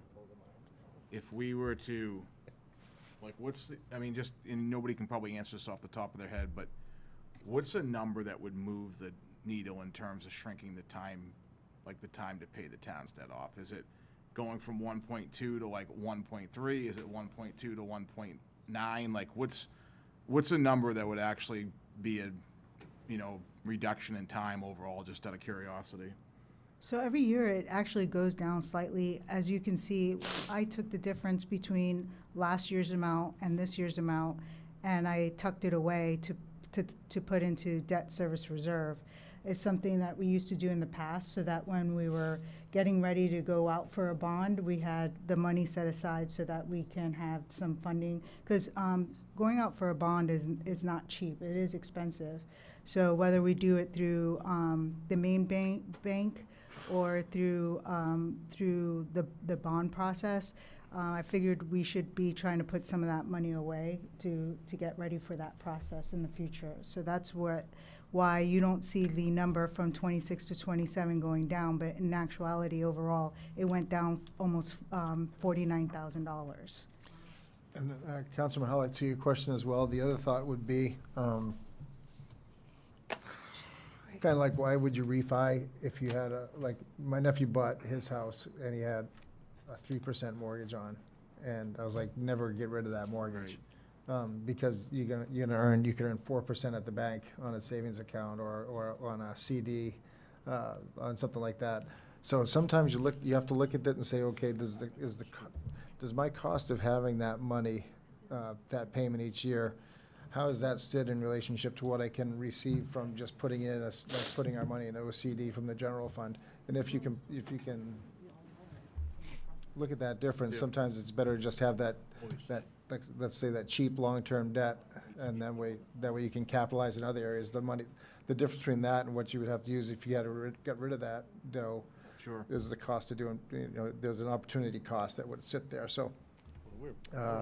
So it'd be like that's why, if you've got, like you say, a cheap house payment, and if you wanted to refi the whole thing, but you have to go at a higher rate, all of a sudden you're paying a heck of a lot more money. So it's kind of like trying to play that difference and maximize the town's benefit on its cash that it has, and return you can get on that's safe and secure, versus what you're paying on your debt, which is most everything we have there is well below what current rates are. Okay. And also what you can also get for return on it with safe money. Okay. Any other questions? Thanks for that lovely discussion, team. You learn something new every day. That's the fun stuff. What'd you say? That's the fun stuff. Well, It's all fun. it's all keeps me young. All right, let's go to 750, insurance. Insurance hates to see us coming. Yeah, there's a couple of things I need to kind of discuss with you as the budget was already developed that I'm gonna have to make changes to. So the insurance line, the insurance cost center covers our liability insurance, our unemployment, our workers' comp, and our wellness program. So one of the things that just occurred, so our workers' comp runs on a calendar year rather than a fiscal year. So when I make an estimate of what that budget looks like, normally the audit from the previous calendar year hadn't come in yet. After this was developed, it actually did. Our payroll was in line with what I estimated, but the issue was I didn't account for our mod rating, our experience mod. So if you remember when we had past discussions about how workers' comp works, it's a 3-year look back at your So we should- losses. Yeah. And then they give you a rating based on that. And it had went up slightly, so I'm gonna have to increase our workers' comp line by 14,500 in order to make up that difference in that mod experience that we just got hit with. Our audit was 30,000 higher than what I had estimated for 26. So that puts us about 15,000 behind for 27. Can I ask sorry, Bob, one really quick. The insurance total, are we paying that much out every year? Like, we have the insurance. Did we pay $243,000 last year in workers' comp?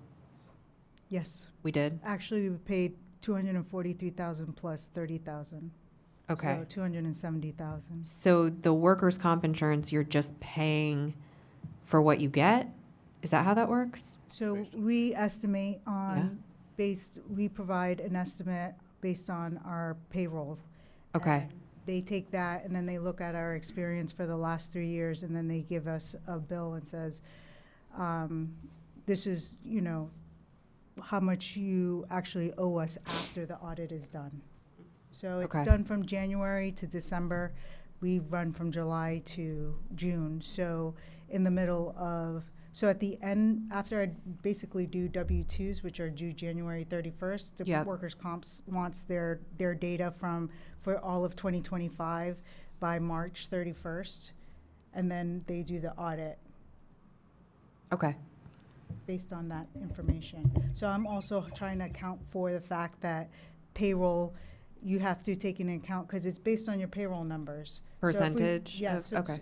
or payroll dollars that you pay out. So if we give a 4% raise, Okay. you can also know that your workers' comp's gonna go up. If 4%. nothing else happens, Okay. you're always gonna see that number go up, because it's gonna be based on your payroll dollars that you pay out. So did we account for the 2 additional positions that are currently in here? I basically took the audited numbers and then I worked in some additional Okay. information. Bob?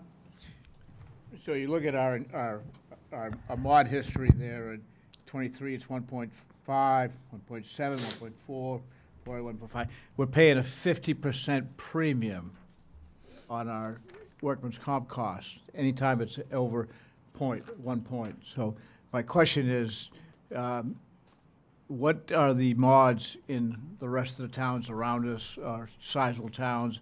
What do they look like? So I'd like some historical data there. And then, more importantly, is what is our agent doing to get us down to a 0.9 or 1.1 mod? So we Can don't we use, see some movement there by a program to get us down there? so we don't use our agent for workers' comp. We go through the Maine Municipal Association.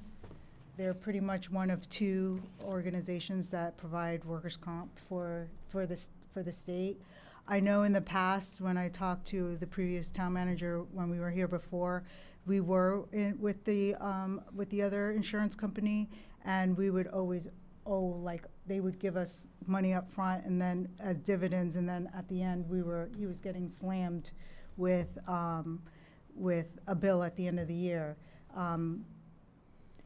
For the most part, I think this is like the first year where I was kind of off from our audit.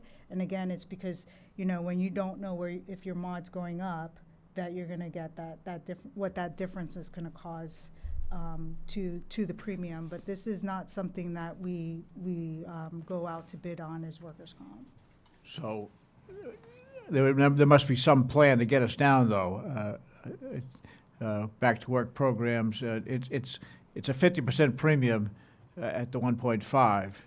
And I'm curious as to what the towns around us, what their mods are, and I just think we don't have enough detail and data here.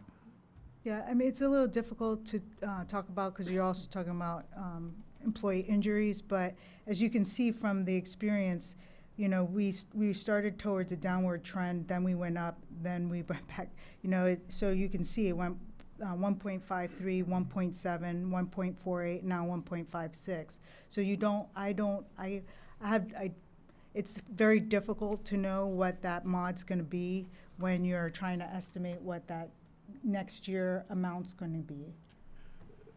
So there's got to be some, it's based on your health, if you. It's based on injuries. Keeping people that are occurring. injured, get them back to work quickly, it's workplace safety, it's keeping people safe on the job, it's reducing injuries, it's reducing downtime, and so, are we getting credited for healthy programs? Are we getting credit for getting people back to work? Either, do we have light duty availabilities?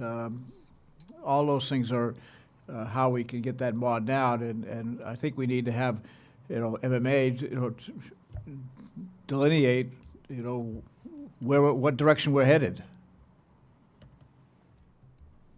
So I think what I'm hearing you say, Bob, is it would be helpful for you to understand some sort of reporting on what's going to get us our score down, and what are those benchmarks, and what is that timeline, right? I don't think it's helpful if we're just waiting for that number to come. Is that something we can secure? What do you mean secure what? Like, can we get an understanding of like where we're at right now versus how we can get to the next step? Like, is it next year that we might be eligible to go down in our rating, or is this just the anticipated long term will be in this rating class? Is that People just need to stop getting hurt. So okay? it's like- Well, that's And I think that's what I was getting at is Yeah. like, what's the plan? Do we have like training or like some is that extra like an stuff? insurance, something insurance can provide for us? Yeah, we started that process to try to work on that. We had one really pretty significant claim last year, and I think Yeah. that brought us up Totally. from the prior year. So it's a question of, the workplace training and safety that we do there, the wellness training that we do, or the wellness program that we have as well that contributes to that. So if people are in shape and they take care of themselves, that generally helps them not getting injured. And then in the event that you do have a significant injury on the job, you just try to make sure that you do all the training and the safety training that needs to take place. That I know in the area, some of the areas that we have, let's just say a higher risk category. Yeah. I think they really work on that workplace safety, that type of things. It's part of the key element of what they need to do. So is there a way to procure an actionable list from insurance on what we need to do to get to that lower rating? If we weren't in the pool and we had an agent, then I would be holding his feet to the fire. But there's We're only- not in a pool.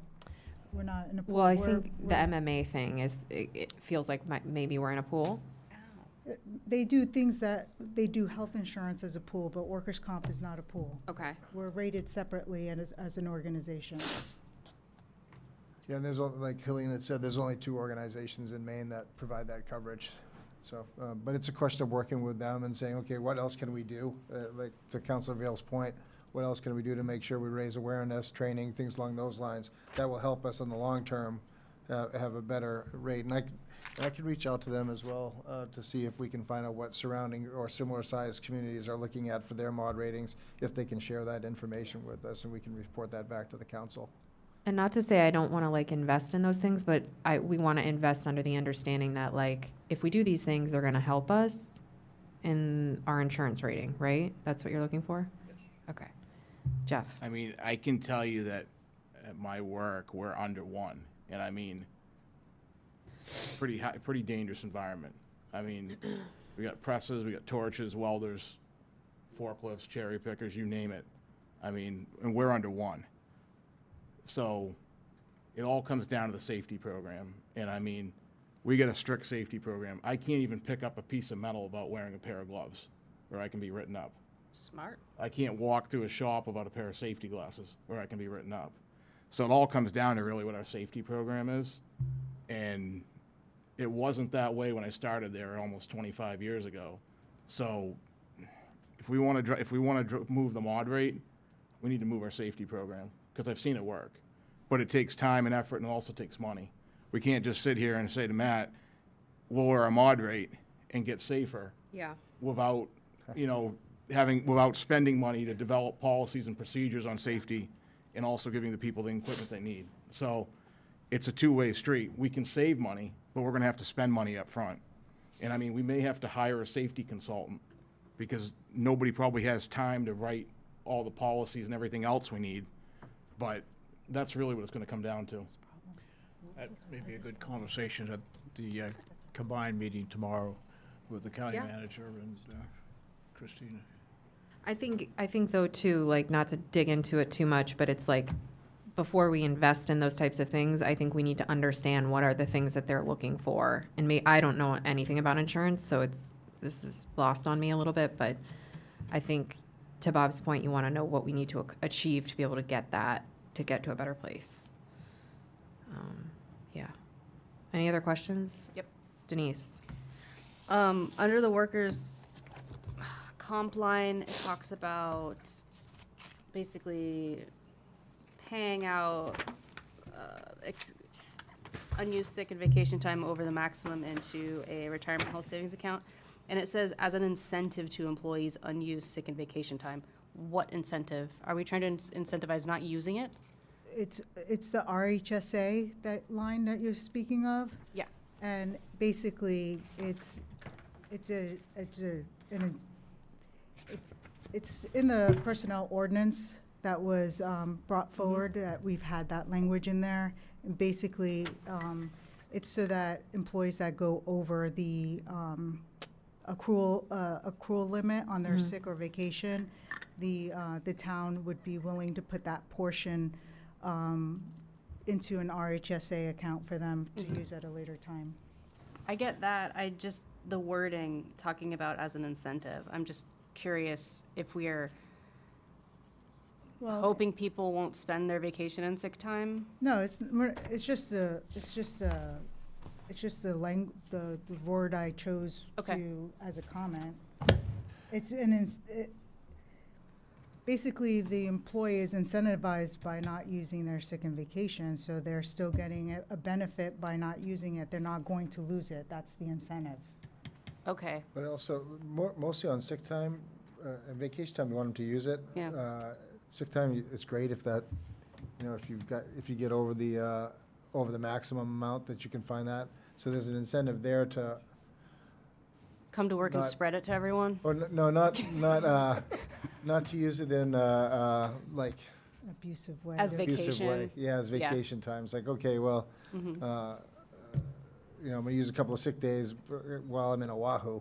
type sick of thing. work. Yeah, I'm sick of work, yeah. And then on the other side of it, if you think about it, it also takes away a long-term fiscal liability. So if you have a huge 'Cause you have amount to of pay it sick and out. vacation time, you have to pay out vacation. And oftentimes at retirement, you'll pay out the sick time that's accrued. So Yeah. this way, if you get it off the books and it's housed in that RHSA, it's a benefit to the employee for their long-term health care, but also gets it out of our books so you don't have an unfunded liability sitting out there in Yeah. case like someone retires after 30 years, all of a sudden you got to scratch them a pretty big check. Uncle Sam gets a windfall, and everybody Yeah. gets, they try to find ways to play with that money. So it's a benefit to the organization as well as possibly to the employee. I'm just making connections that don't exist, because we just got done talking about, workers' comp. Like, This is the, don't use your sick time. no, this is the amount over that they're allowed to carry. This is Yeah, I not, got it. this has not anything to do with the amount they're, within their liability balance that they're allowed to maintain. One more question. What is public officials' liability? What does that mean? It's just health, it's for just us. insurance. That's when you say something stupid. So liability insurance. Yeah, there's. What does it entail?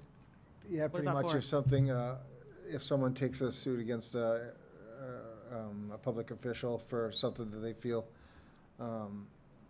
they may have been aggrieved. Okay. And they have a claim, so it covers that, just in case. Better watch your mouth, Bob.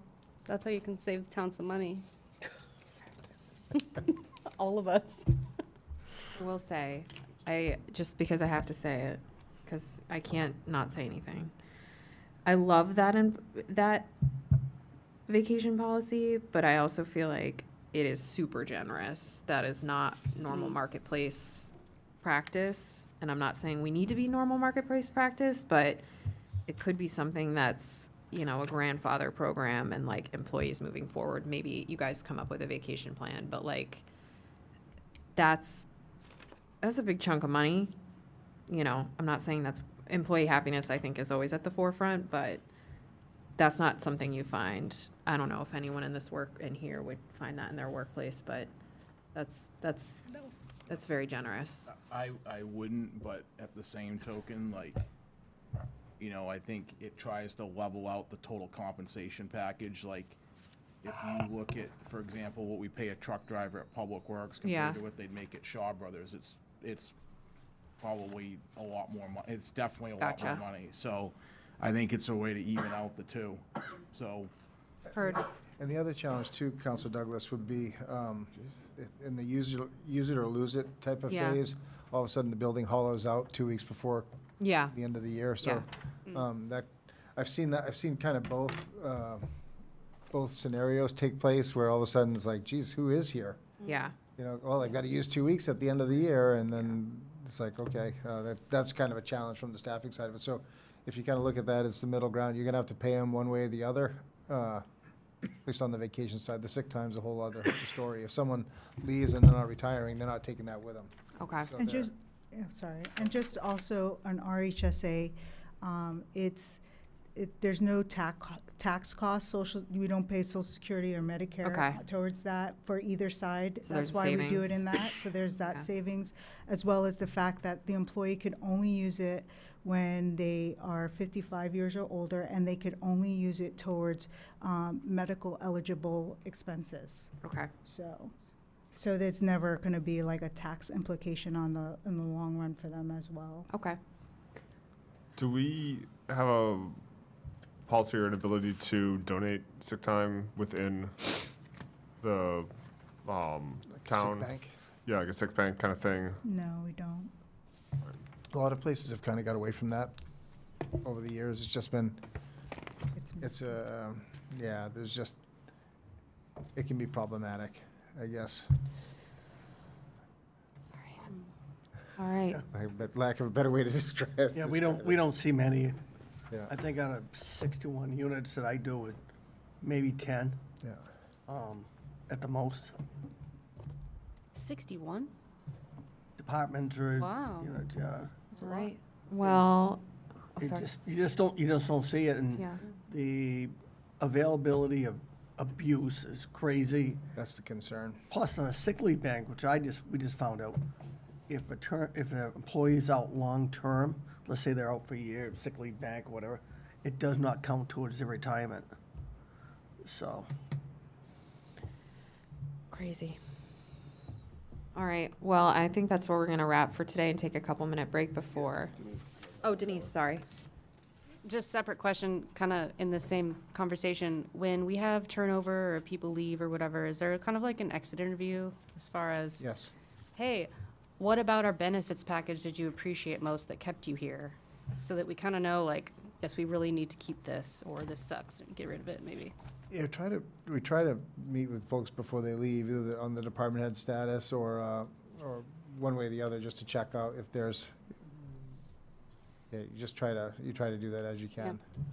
Have you gained any good info as far as when we're putting together stuff like this? Like, they really appreciated having, this stick it in the fun situation or the wellness program or something like that. So you know kind of what is underutilized, or maybe you can trim it, that kind of thing? It's something I think we should probably look at as part of the question.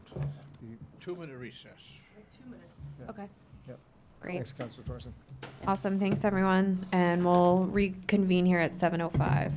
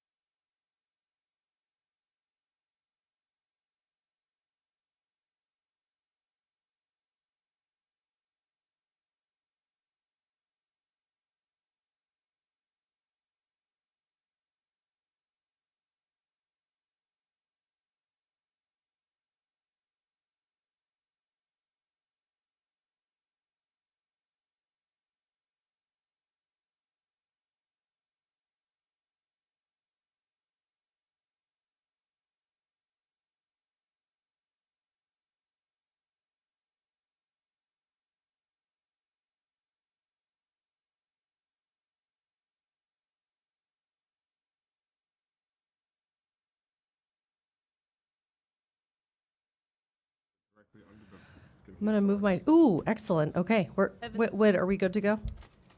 Yeah, okay, excellent. Hello, everybody, happy Monday. Today is Monday, March 23rd, 2026. We will call the meeting of the Cumberland Town Council to order. Prior to this 7 p.m. start, we had a 5 p.m. budget workshop where we continued to work through all of our cost centers. First up on the agenda is the approval of minutes from the March 9th, 2026 meeting. Give me a motion. Is there a second? Second. All those in favor? Unanimous, Brenda. All right, next up, we have the manager's report. Mr. Sturgis, what's shaking? Thank you, Madam Chair, and good evening, council and all. Thanks for coming out tonight. At the last council meeting, there was some discussion regarding flash vote and some questions regarding that and looking at it from a regional basis. And I thought I would bring in our resident flash vote expert to talk about where we are at and the use of flash vote, and then as well as, oops, I thought she was walking out the door. Let's go like, I'm out of here. So Whitney's going to just give you a quick update on that, as well as there was some discussion regarding combining with GPCOG on a large scale purchase. So Whitney can speak about all that this evening. Great. Hi.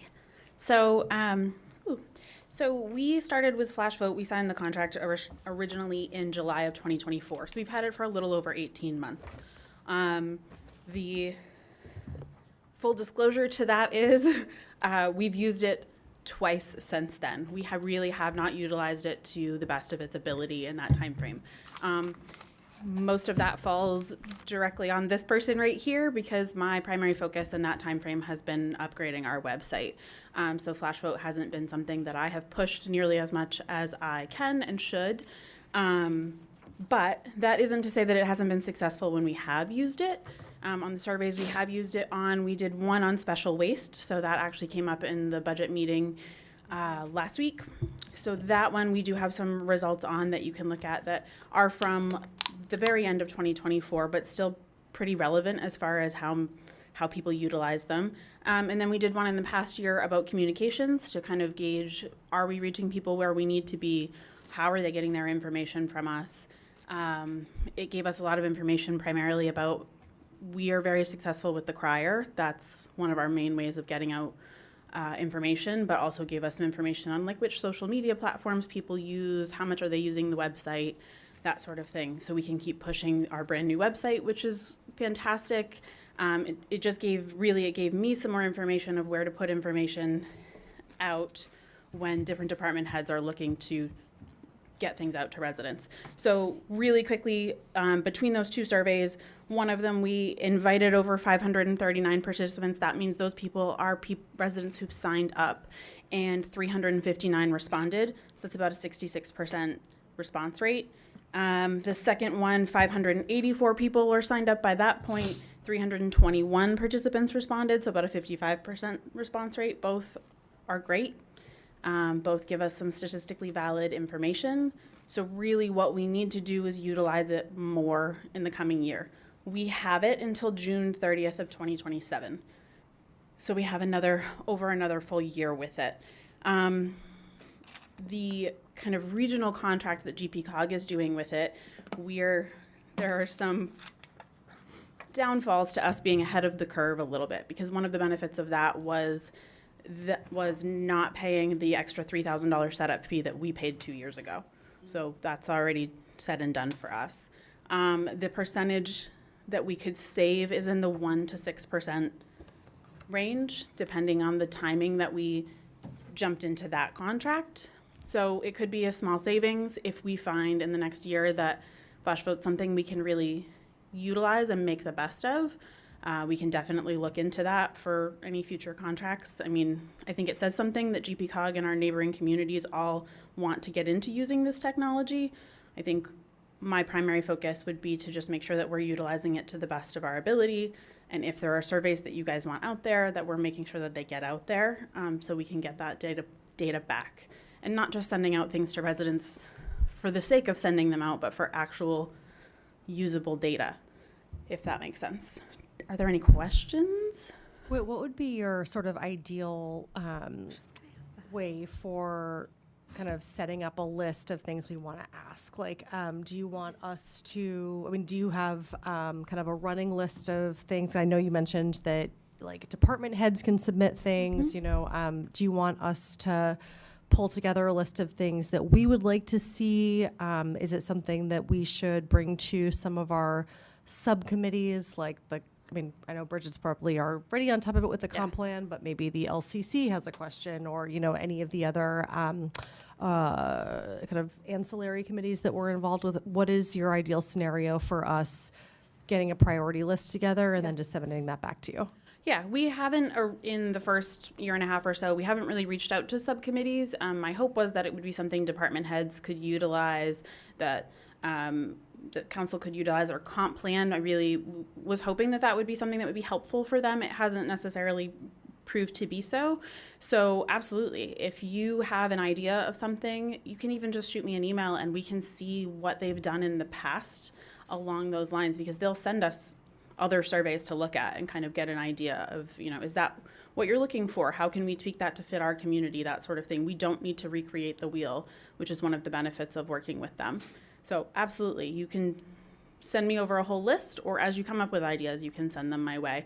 They kind of talk about best practices being almost a quarterly thing, so not a survey every other week, but every couple of months. So we could keep a running list, or if you just have an idea all of a sudden and you want to send it my way, that's fine too. Denise? I know it's been a while, but in the contract, is there like a max number of surveys per year, or is it just unlimited, but it's recommended to do it quarterly? I believe in our contract it is unlimited, but it was kind of recommended to not make for kind of a participant fatigue. Right, makes sense. And then, I forget, in the crier, are we still inviting people to sign up? Is it kind of like a forever thing? Like people can continue to join, or have they reached their target percentages? Nope. People can sign up at any point. There are QR codes on different things, different brochures and things that we hand out. I kind of push it out randomly at different times, but definitely when I know a survey is coming. But people can go on our website and sign up anytime. Great. One more thing. Where are the results? Are those Right on our website. There's a little probably page there. on the, yep, Okay, cool. right on, under communications, there is a page for FlashSpout. It kind of explains it, has the link to sign up, and then has all the results. cool? Thank you.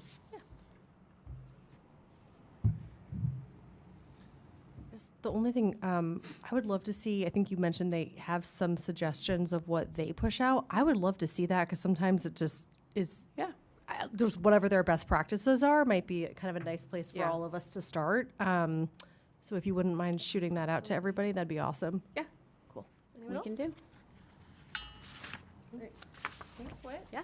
Anytime. Anything else from you, Mr. Manager? Wait, now that you ask, Madam Chair, there is one other item that I'd like to report on this evening. On February 9th, the council may recall that you approved the applying for a grant through the Housing Opportunity Program grant application that's was provided by the legislature and the governor.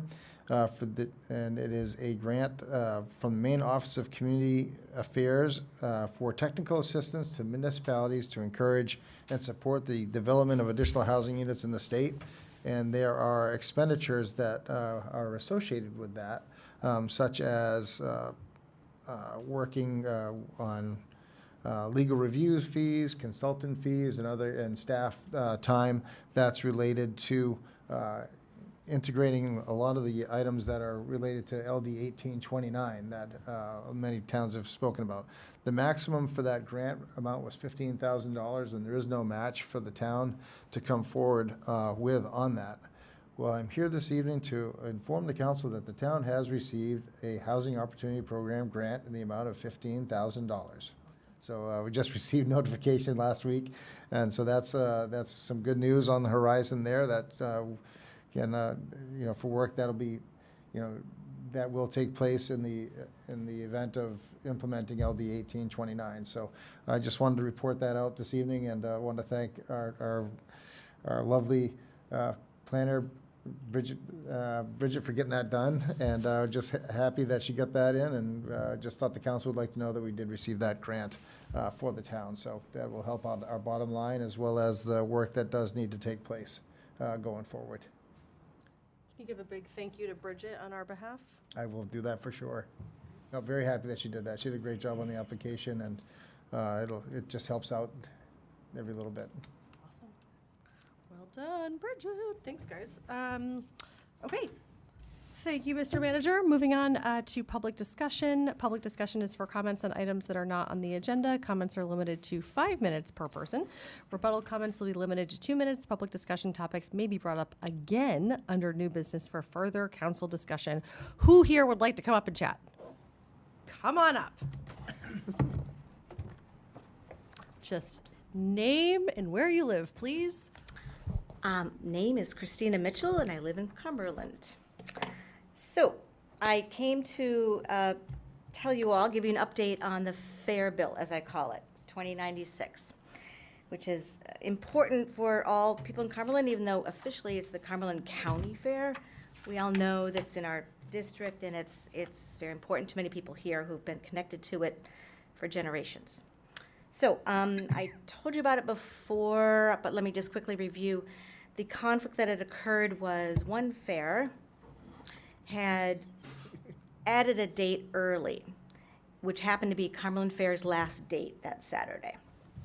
And that created a lot of problem, confusion, movement of animals, events being canceled. It was very chaotic. And bottom line was it was very expensive for the Cumberland Fair. The problem was the statute didn't allow anything to be done. The commissioner didn't have any capacity to really prevent that. I spoke to her last spring when it was happening, and there wasn't really anything except for afterwards when they reported out in January what the total amounts were of attendance and costs and revenue. Nothing proactive that could have been done. So the intent of the bill was to help all fairs in that no one could have a fair outside of their requested and assigned dates. And if they do so, the commissioner has more tools now to prevent that. For example, if you hold an event prior to your date, your stipends can be removed. And the stipends, I've come to understand, are quite important to a lot of people that participate in it. It may not seem like much, but it's a lot when you've disrupted your business and you've brought your animals, or you're watching the over the quilts, and you really have another job you should be at, and whatever. So it's significant. And also the commissioner can unlicense a fair if they violate their dates. So that's at the discretion of the commissioner. So those are new tools the commissioner has. And happy to say, I don't remember where we were at where the bill was at. It takes a long time. Where the bill was at when I was here last to tell you about it. It went through the Committee of Agriculture, Conservation, and Forestry twice. Got through unanimous twice. There was an amendment that I added to make sure it didn't harm any fairs, the smaller ones especially, as far as the definition of a fair. And also we made sure we added on information so that the judging can occur before the fair.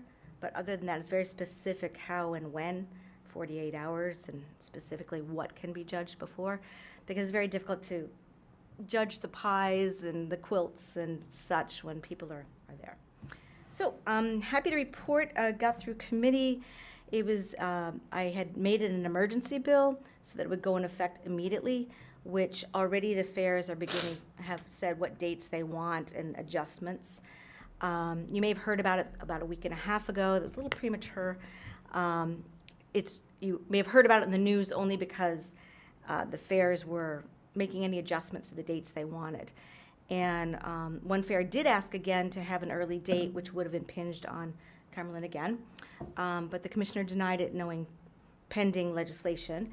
And I'm happy to report it got through as an emergency bill, which is a challenge to do because you need 2/3 of the legislature to approve it. But they did. You need 101, we got 105. And it is, as of about 4:30, it was signed into law. So the Cumberland Fair and all the other fairs in Maine can have more confidence that they are able to do their business and carry it out and not be impeded by any other fair. And it might lead to some healing between the community. I've learned how tight it is across all the fairs. And I want to just give a shout out to the Cumberland Fair officials. They were very helpful. They were right there the whole time. And other fair officials and across the state, they knew that this was important for every fair. So just want to let you know, good news, all good. They're happy, everyone's happy. Cows and pigs will be there, and your vendors will not be gone this time. They will be the fried dough or whatever you want, they'll be back this year. They had to leave early last year. So I just want to let you know about that. If I have a second, I don't know how my clock is doing. I know housing has been a big topic, so I just want to report out. I don't have too much to say about that because it's really fresh. 1829 and the Fix-It bill for it, 2173. They ended up having 5 work sessions on that. That, I have learned, is extraordinary. So it just speaks to how much community input there was, but also the determination to get something through, because housing is so desperately needed across the state. So last Friday, they finally voted it out of committee for the first time, amended. Now, the amendment. So I've been chasing down what amendments they've had. Now, I can read in the Press Herald what they say the amendments are, but I'd really rather have the definite from the committee. I reached out to the clerk. I've got tidbits, but that's all. It's going to go through legislative review in the committee, and so we'll really know specifically what. But the highlights that she mentioned, the density, the concerns about the density is being addressed. The 5,000 square feet is being shifted to 10,000 square feet in the areas that do have water and sewer. And the date is going to be moved. Couldn't get a date out of her. The date is being moved, but the implication was it'll certainly be a year off, 2027, July 2027. But don't hold me to that because I don't see it in writing yet. But I want to let you know that it's been a really long process, but that is moving along. So stay tuned to that. And the other 2 things I just wanted to note for you, because I know it impacts everybody. Regarding school funding, there were 2 bills that the Education Committee that I'm on, we passed last week. One is the school construction bill, which has been a problem because as schools apply for getting repairs or whatever, as you know, last year I think there were 3 schools that got approved, and when you get approved in that system, you get 100%. The state will pay for everything.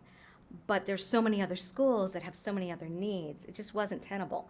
So we reworked it so that what's going to happen, and again, this has only come out of committee. It hasn't been voted on the either chamber yet, on the floor yet. So amendments could be added. We kind of have a joke that the Senate is our enemy, but maybe they'll add something friendly. But the way it's going to them is they're not going to have an application system like they've had, where there's only a few winners, the most dire, falling apart schools. They're going to get rid of that. Instead, what they're going to do is they're going to spread the money across more schools through boosting the funds of the revolving renovation program.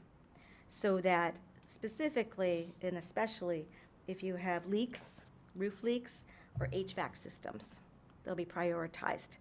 And you won't have to go through that system. You won't have to be completely falling apart before you get monies to repair that. And obviously the intent is don't wait until the thing is falling apart, because then it costs more. So there's that. No district will get 100% paid anymore. Every district will have to chip in some money. There will be a scale of how much it's considered they can chip in, but no district will be completely able to get all of it. So it'll spread across more. So that's the movement on school construction, which I know affects property taxes and everything that you guys have to deal with. The last thing is the essential services and products, programs formula, which I know is Councilman Vale's favorite thing to talk to me about. So yes, there's been movement on that as well. Really complicated formulas. The basic gist is, and what I want you to hear, is that the way we've reworked it is that no district is suddenly going to be hit by a large bill. The districts that were on the, using the formula, there were different formulas to choose amongst, but using the key formula, all the districts that were in red, which are about 47 districts, some receiving a lot less funding than others, they will be held harmless. No, you will not have to pay extra monies for 3 years. And when that 3 years is up, as it stands, no district will be, the first year, will not have to pay more than 20 to 25% more than the increase won't be more than that. The next year or years, it'll go to 50, then 75, and so it'll be tapered and stepping. So it's going in the right direction. Even when we saw the spreadsheets, I was holding my breath to see where's Cumberland in all this. Being one of the districts with more monies to contribute, it certainly wasn't in the black zone. However, Scarborough, Falmouth, Skowhegan were hit very hard. And there's no way any district could suddenly pay $1 million extra, and we recognize that. So that's why we've reworked it. So again, it's moving in the right direction, and details to come because it hasn't gotten to the floor of either chamber yet. But going the right way. So those are the highlights. Happy to answer any questions, and if you want anything in depth, I can do it later. But Thanks. Yep. Oh, question. Yeah, go yes, for it. ma'am. So with EPS, it's being redistributed based more on ability to pay? They're trying to get away from property taxes because that's obviously very challenging. So what they're going to try to do is, we've created a working group, and specifically around the property taxes, they've been using the poverty index, and they're focusing it right on the families, the number of students that are considered in families that have poverty level.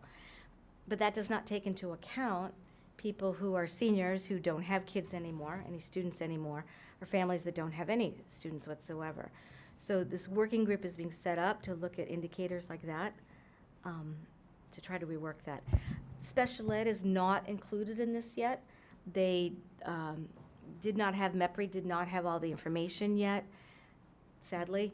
So we didn't want to include any of that. Once they finally get that, more information will be coming on it. But we feel like we've got a good starting point. It'll be better than what it was. And it's clear across the board, whether it's Cumberland or in the county, there's just not enough money being spent on education across the state.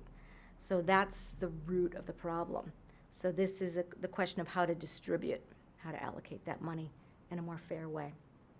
So would special ed and all of these things outside of EPS come as this gets discussed, or is like an amendment or something, or was that not on the table for this go? This was a step. This is seen as a step, and then that will have to be added in. Okay. And we'll have to see what happens. And also, we're going to have to see, like, how can they adjust it to account for seniors? Right. Because, you know, our district is one that has high property values, but also quite low poverty, especially based on the students. So that's not quite fair either. So adjustments are going to continue, but hopefully this will help. All right, thank you. Yep. Thank you, Christina. Thank you. Thanks for very popping much. in. Yep, anytime. Is there anyone else who would like to come up during public comment? Are you sure? Okay, all right, we will close public comment, and we will move into legislation and policy. Also, as part of legislation and policy, per Article 2, Section 7 of the Town Charter, there is an opportunity for public comment on each item on the agenda. Comments are limited to 5 minutes per person. 26-025, to hold a public hearing to set sewer user fees. So tonight, we are holding a public hearing to discuss a proposed 10% increase to the town's sewer user fees, which would raise the average monthly bill to around, I think, $94.87. For folks at home, the rate adjustment, and just so you understand, is entirely paid by the enterprise fund. So it's paid entirely by the residents who use the system, not by general taxpayers. These proposed adjustments are covering some pretty big kind of upcoming expenses, capital improvement plans to the aging infrastructure, operational expenses, biosolid disposal, all sorts of really interesting trash talk that's happening at the Portland Water District. So before we get into council discussion about these user fees, it is a public hearing. Is there anyone who wants to come up and comment on the sewer user fees? Okay, we will close the public hearing on the sewer user fees and move into council discussion for waste disposal talk. Just another thing to flag, wasn't this something that has been rolling over the last few years? There's been increases, so this has been anticipatory in nature. That's correct, Councilor Douglas. You're looking at, we're probably going to be looking at this for the next couple of years as well. Just as you noticed through the memo that I provided, there's roughly $9 million in capital projects that are going to be taking place over the next 5 years or so. And part of it's due to an aging system, and just things are just aging out. The pump station at the end of Tuttle Road, for instance, is roughly a third of that overall in the whole project cost of upcoming capital expenditures. But so it's just, things are just coming due. They're 40, 50 years old, and they're ready for replacement. I will say the cost of routine maintenance is far less than emergency repairs in the case of a failure. So it's a question of, they've got a good capital plan, and I think they're looking to put the town in a good position going forward for the next 40 years. But they're not inexpensive, that's for sure. If I understand correctly, the town of Cumberland and the town of Falmouth own the infrastructure. Is that correct? Yes, we own roughly about 38 to 40% of the infrastructure on that, and the capacity at the system that they have over in Falmouth. So going into a step further, Portland Water District is a contract employee of the two communities? Yeah, and they basically do the maintenance and manage the system. Although Falmouth has their wastewater superintendent, Dan, who does, runs their facility there over in Falmouth. But Portland Water District is kind of the similar to like CMP, where they're not the provider of the power, but they do maintain the system. So similar type of effect. So is there any advantage for us to shop that? No. No. No. That was a quick answer. Yeah, that's where we're at. That's not a bad way to. Yeah. But I wish I could give you a better answer, but a lot of it they will contract out as well to try to get it done. But yeah, they're the only show. Yeah, they're the only game in town. Yeah. Yeah. I suspected that was the answer, but. Yeah, sad. Sorry, Councilor Vail. Trust but verify. Any other comments? But there's the only other thing I will say is, there are other, there are operational costs as well that also play into that rate increase that we'll see over the next few years. The big issue that they're probably going to be wrestling with within the next decade or less, they're going to have to look at the PFAS issue and how they take care of the biosolids that are out there, and that's not going to be cheap. But they're looking at it regionally. I would say super regionally. They're looking at some different ways to take care of that makes any kind of PFAS inert, and trying to find a different material that may come out of that could be useful. So there's a lot of, they've been working with EcoMaine, for instance, as well as other different entities to try to find the best way that we can look at that regionally to actually have a product that, gets that out of the environment, because it's expensive as heck. If you remember, I think it was 2 years ago when Maine really shut things down and Portland Water District was spending a lot of money on shipping things to Canada because they had a different tolerance level for PFAS levels, where Maine is very low, but the trucking costs were through the roof. So they were kind of looking at that, and that motivated them quickly to say, okay, this is not going to be going away anytime soon. So we do have to find a solution to do it. So there's some pretty exciting innovations out there to take care of it, but it's just not cheap. So we're gonna have to look at it as a super regional model, so you can maximize the economies of scale to make that work for a lot of different entities. Just a sidebar question about it. Do we anticipate like the prices receding at any point in time, or is this going to be just once we've exhausted existing capital needs, will there be like a pullback on the pricing, or will this just kind of be it moving forward? I think that this would be kind of it going forward. Okay. The one thing I will say is, the one way that you can help is, it's kind of a double-edged sword, if you will. More subscribers means lower costs. Okay. So basically, right now you have a finite number of subscribers who take advantage of the sewer system or subscribe to the sewer system. So it's spread across the folks who are on town sewer. So Okay. that's kind of how that works. Matt, to that point, where are we? You say we have 40% of the capacity at the Falmouth station. How much of that are we? 50% of that? Are we 70% of that? 90%? Like, what's that wiggle room for more subscribers? We have a good amount of ability to grow, and they're also looking in Falmouth to expand that capacity. So there's a capital project that they're looking at as well to grow their facility, which will only give us more capacity going forward. We're not anywhere near close to meeting our ceiling, if you will. So there's plenty of room for growth in Cumberland within the allocated amount that we have. Of course, that being said, if all of a sudden, tomorrow LD 1829 in the previous iteration was maximized, that could change it, especially if both Cumberland and Falmouth have that take place all at once. But right now, as far as the known growth patterns that we've had, we have adequate capacity for quite a long time.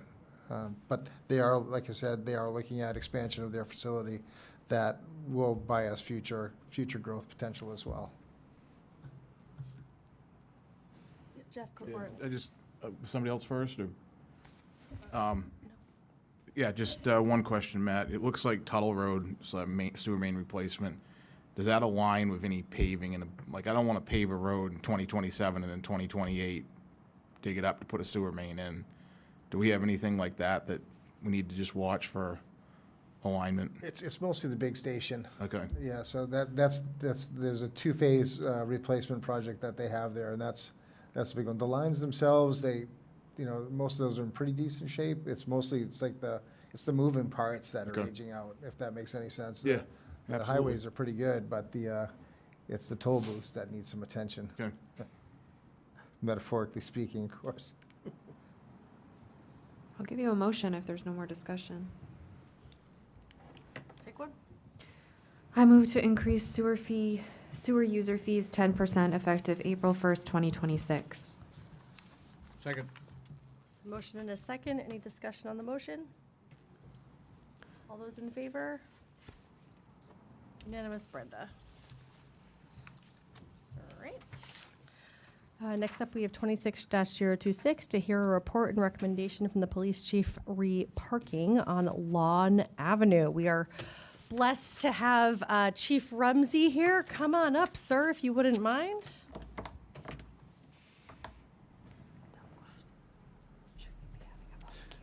Good evening, councilors. Thank you for your time. I assume that you've had a chance to take a look at the memo that I sent, and so I won't read it, but basically we've been trying to game out how to solve an issue over on Lawn Avenue near the food stop. This started popping up this fall. Apparently, my understanding of the genesis of the issue is that there's some construction going on the school campus. It's limiting the amount of parking there. So they have limited the number of students that are allowed to park on campus. That's resulted in some students parking off campus on some of the surrounding streets. And so on Lawn Avenue, just past Food Stop, for quite some time, there have been some student cars that have been parking on that street. So when there's cars parked on the same side of the street as Food Stop, and then you get some customers that sometimes park on the opposite side of the street, especially during the winter when you start to have some snowbanks that has narrowed that road down, to the extent that's been of concern to some of the neighbors that have to pass through to get to their homes. And also, in chatting with some of the employees over at the Food Stop when I've been over there, they stated that it can cause issues with the delivery trucks that have to pull up Lawn Avenue and then back in to make their deliveries.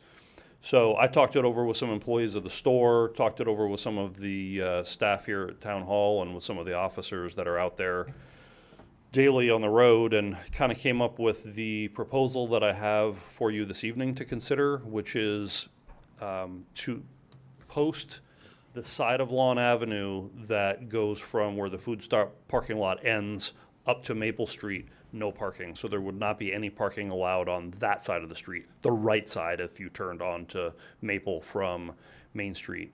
And then the left side of the street, sort of opposite from the Food Stop parking lot, to sign that area 30-minute parking only. That would allow for overflow parking from the Food Stop parking lot if there are people that need to park over on that side of the road to run in and pick up their lunch and then take off. That would still prohibit someone from parking there all day, parking there and leaving for the entire school day. So we don't know if this will solve the problem for sure, but it seems like a good first step to try to address the issue that we anticipate will continue at least until the end of the construction project on for MSAD 51, which I think is going to be Like August of 27. the entire next school year anyway. So that is my proposal. Happy to answer any questions. I know there are some members of the public here that might have some comments that they want to make, and then turn it back over to you. Yeah, let's, if there is anyone from the public that wants to come and talk about this, and then maybe we'll bring Chief back up if we have any questions on the council level, if that's okay? Yeah. Is there anyone that would like to comment on what's going on Lawn Avenue? Come came all on, the- you're you came all the here. way. Come on up, come on up. Your time to shine. Can we guess that you live on Lawn Avenue? So I actually live on Maple Street. So my name is Shauna Larrabee. I'm a resident of Cumberland, and I live on Maple Street, which connects to Lawn Avenue. And I just want to express my support for the proposal. I think it's a great start to solve some of the issues that the neighbors are seeing. That's it. Thank you. Guys, Yeah, Shauna, please. can I ask, what do you see for problems? What do we see for problems? Yeah, what do you, So we have students that are parking in our neighborhood. They park typically on Lawn Avenue on both sides, but they'll also park down on Maple Street. My one concern would be that the no parking on Lawn Avenue is going to push people further down. So they'll just start parking on Maple Street more. So that's something that we do need to consider. thank you. So, yeah. Appreciate it. Yep. Madam Chair, if I could, I want to take a moment to thank Ms. Larrabee for, she's been awesome. She's, been- you know, our jobs get a lot easier when people provide us good information, and she sent me so many good photographs that would prove this point. With the ambulance just barely getting through with cars on both sides of the street, and basically showed different points at different times of the day where it's a challenge. And Chief actually had identified it back in the fall. He's like, listen, we gotta start taking a look at this, and it's kind of grown over the time, and you know, with the winter that we've had and the snowbanks being where the size that they have been, it's been a challenge. But there's definitely been a safety issue there. But her photos that she sent really kind of solidified, yeah, we've got an issue here. And then trying to be sensitive to the needs of the Food Stop and the transient traffic that, you know, drop in, grab a sandwich and get out. That's historically taken place and worked, you know, nature has found a balance around that. But with the restrictions on parking on campus, it really kind of, you know, someone once said to me, traffic flows like water. So you put a dam someplace, so it's gonna find a way to flow around. So that's kind of what has taken place here. So just trying to find a solution to this problem for now and see where it's back. But like Chief said, it'll probably be through till August of next year. And I understand there's even less parking that's gonna be available next year for even the juniors. So I think it's probably better to get ahead of it than really see it mushroom into something bad. Jeff? Yeah, I just have one question. You know, I fully support this, and this isn't the first time this happened. It's going back a few years, but when I was in high school, they closed one of the parking lots, and we went through the same thing. So my only worry is this is going to move from Lawn Ave and Maple to Farwell. And, I mean, none of those streets off of Main Street or the 3 streets off of Tuttle Road are really that wide. I mean, you know, this is probably going way out to the other extreme, but does it make sense just to designate all those streets as like parking on the right-hand side only? You know, if we're looking at impeding, you know, traffic safety and room for ambulances and everything else, I mean, does it make sense just to deal with all? Because I think all we're going to do is move the problem from one street to the next. Next will be Farwell, or it'll be whatever the streets are across from the Mabel I. Wilson School. But I'll leave that up to the police chief. One thought to that, Councilor Mihalik, and Chief and I talked about this a little bit today as well, was a lot of it comes with communication from the school department into awareness and education, and basically saying, you know, this, you know, trying to say, hey, we have had a problem on this, and this is why, you know, I think they may have tried to instill that message, but it hasn't quite been received. So this is why we're taking it to the next level. The only challenge would be if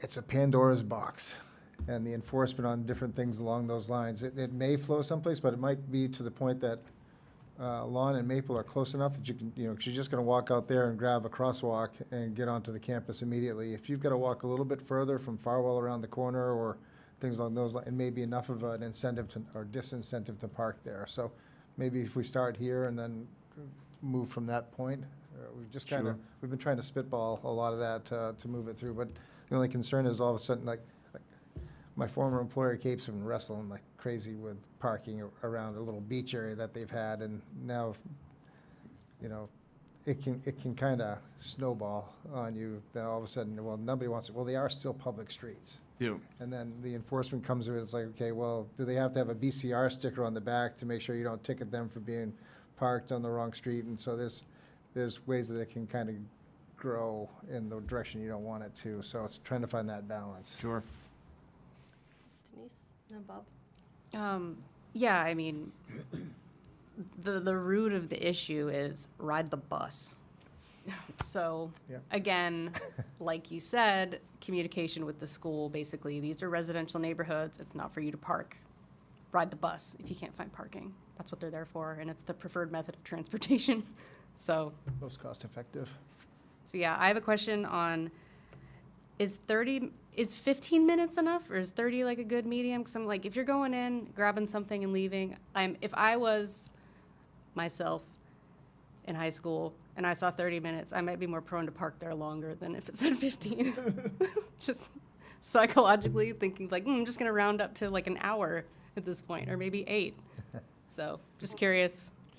You know, I didn't speak with Mark Fortin about that time frame. I think we just settled on that as a number, but I think that, you know, I've been in there plenty of times to grab a sandwich and get out, and 15 minutes is probably, you know, a high amount of time to be in there to make your selection, wait for it, and then take it out. So if that was the council's will, I think that's still going to be something that's very workable. And the good news about this, to the question about Farwell and other streets, and to your point about should it be 15 or 30, if we try something and we find it just is not working, we report to Matt. Matt can have me back here. We can talk about changing it. And so I think we are always going to be monitoring what's going on the side streets, trying to be responsive to the concerns of neighbors, and just gaming out the best way to manage it. And we can certainly come back if you decide to go with 15 and we need to come back and ask you for 30 later, we can do that. I think it's the cost of a sign. Do we already have signs that, so you just swap them out, or would it be the cost of a sign? Oh. Trying to save a buck? Yeah, we just get it done. Yeah, I think Okay. It would be the cost of the signs, and I'm not sure that that's an astronomical Yeah, expense. no, it's something we can do. And then it's good to do this in advance of spring sports season as well. Just thinking out loud, but if we, the earlier we can get it kind of noticed and out there because I think pitchers and catchers reported today for the Greeley baseball team, according to Frank, so. Bob, did you have something? When Wayne Fordham was the assistant principal, you wouldn't have had this problem. He would have taken care of it, so, in a large, What does that even mean? to a large degree, we are mopping up somebody else's mess. And, it's unfortunate that this is how we have to conduct business. It's their fault. They're not recognizing that they need to provide better services to the communities that they operate in. It's, I think what you got's a workable plan, but it really shouldn't have been something that we had to initiate. Andrew? How much is a parking ticket? I think our basic parking ticket is $25, $20 or $25. It's been quite a few years since I've written one, but I think that's where it's at. Do you know how recently we have looked at that amount and changed it? I'm just $500. going to, Councilor Thorson's cost-benefit analysis. Not within the last few years, but certainly during my time here as chief, we took a look at what the sort of going rate was for a ticket around the communities that border us and brought ourselves up to parity. But certainly happy to do that again. Just want to make sure that we're incentivizing people to do the right thing. At the business I work at, the surrounding streets made the parking ticket more than the parking garage because people were just parking there, taking the ticket because it was less expensive than parking in the garage. So I think that's what you're alluding to. There's no parking garage. Yeah. Also, I'm assuming the school's done some form of communication. Could they put this on their board, like out front, just flagging this to people? Yeah. We'll reach out to the district and just say, hey, just be aware as of this date, we're going to have signage up, this is what it's going to be, and there will Yeah. be enforcement. And they can Okay. share that through I know they can share that through their communications. Yeah, and like the superintendent's letter too. Yep, that's what I was thinking. Cool. That's it. Do we Not- have consensus on 15 minutes of parking versus 30 minutes of parking? I would be comfortable with 15 minutes of parking and happy to give you a motion if there's consensus. Yeah, I gotta agree with Bailey, and look, I know the chief, his men and women are not gonna be down there with a stopwatch, and they're gonna use some common sense. Somebody's 20 minutes, I'm, Give them an out already. yeah. Gonna So- come by with a sometimes little the light food marker and hit stop the does- tire. Just sometimes the food stop gets a little busy, and I don't know, maybe I order more food than the average Joe, but I've definitely been there for more than 15 minutes before. What? What? What kind of car do you drive? I know, I am, but I'm not So coming you have a problem from that you're ordering too much. and If holding people, every- if students want to park, they can park at my house, and I will charge them, and they can walk to school. You will charge them $24. $24.99. $4 a minute. 363 Main Street, come on down. Is there consensus on the 15? What or- is, did you guys, you already have the signs for 30? I think we need to have these signs We'll made have, either we'll way. have them all made. You'll have them made. Yeah. So, I'm not married to the idea, I just put it out there. well, is there a standard? Just kind of, It's 15. is the standard 15 or is it 30? I don't know. I don't think that I've ever had to make a change like this before, so I'm not really sure about what a short-term parking is around a store like that. Yeah, 15's probably good. Yeah. My only other thought is Rattleshake is opening, and if people are jumping in to pick up takeout or something, I assume that 15 will take care of that, but They have their own parking lot. you never know, though. You just, Usually what you find is in a commercial zone, it's 30 minutes, but you have to have a commercial plate to do Let's that. leave it the way it's drafted. Versus the other 15s on a lot of other little areas. I've seen that in Portland. I've seen both, 15 and 30s, depending upon where they're at. I've seen more 30s in my life, but All right. so we're drafted at 30, so if we want to, is everyone comfortable staying at 30, and then if we need to make some kind of adjustment? I suppose. I move to designate, can I give you a motion? Is everyone, any other discussion? Any other questions for Chip? Thank you for your. Thank you, Chief. Thank you for your Thank you. service. I move to designate the north side of Lawn Avenue between Food Stop and Maple Street as no parking by installing appropriate signs and designate the southwest side of Lawn Avenue from the stop sign at Main Street approximately 140 feet towards Maple Street as 30-minute parking. Second. There's a motion and a second. Any discussion on the motion apart from our finance chair's podcast voice? Flight attendant? No. All right, all those in favor? Unanimous, Brenda. Thank you, Chief. Thank you, Miss Larrabee or Larrabee? Wait, are you married to No. Paul? No, that's what Larry Different one. Oh, wow. And he lives Oh. in New Gloucester. Husband's cousin. Thank you, counselors. You're welcome. We are a big fan of your family, so thank you so much. And thank you for the pictures, which I really want to see, but maybe a different day. Okay, next up, 26-027, to consider an act on extending the comprehensive plan deadline from April 2026 to June 2026. Think this is kind of pretty straightforward. You know, we've been plugging away on the comp plan, doing some great work, but, you know, we've got to do some public hearings and some other housekeeping, planning board, get a lot of sign-off, get a lot of feedback. So I think the extra 2 months would be helpful. I also understand from GPCOG that they are hoping to be done by the end of June, so I don't think this is a situation where every couple of weeks we're going to be asking for more time. I think the goal really is to get everything tied up by the end of June. But this is there anyone from the public that would like to comment on this? Okay, council discussion, thoughts, feelings? Denise? We do not incur any additional fees, correct? Oh, no, we do not. So we have used 78% of our budget for the comprehensive plan. And GPCOG will absorb, they are budgeted to go through the end of June. If there's any other additional cost, you know, they will absorb that into their budget through some of their grant funding. Which is great. Love to hear it. I'll give you a motion if there's no discussion. Bob might have something to say. Oh, I think this is an unusual request. do I've tell. never heard of a committee asking for an extension from the council.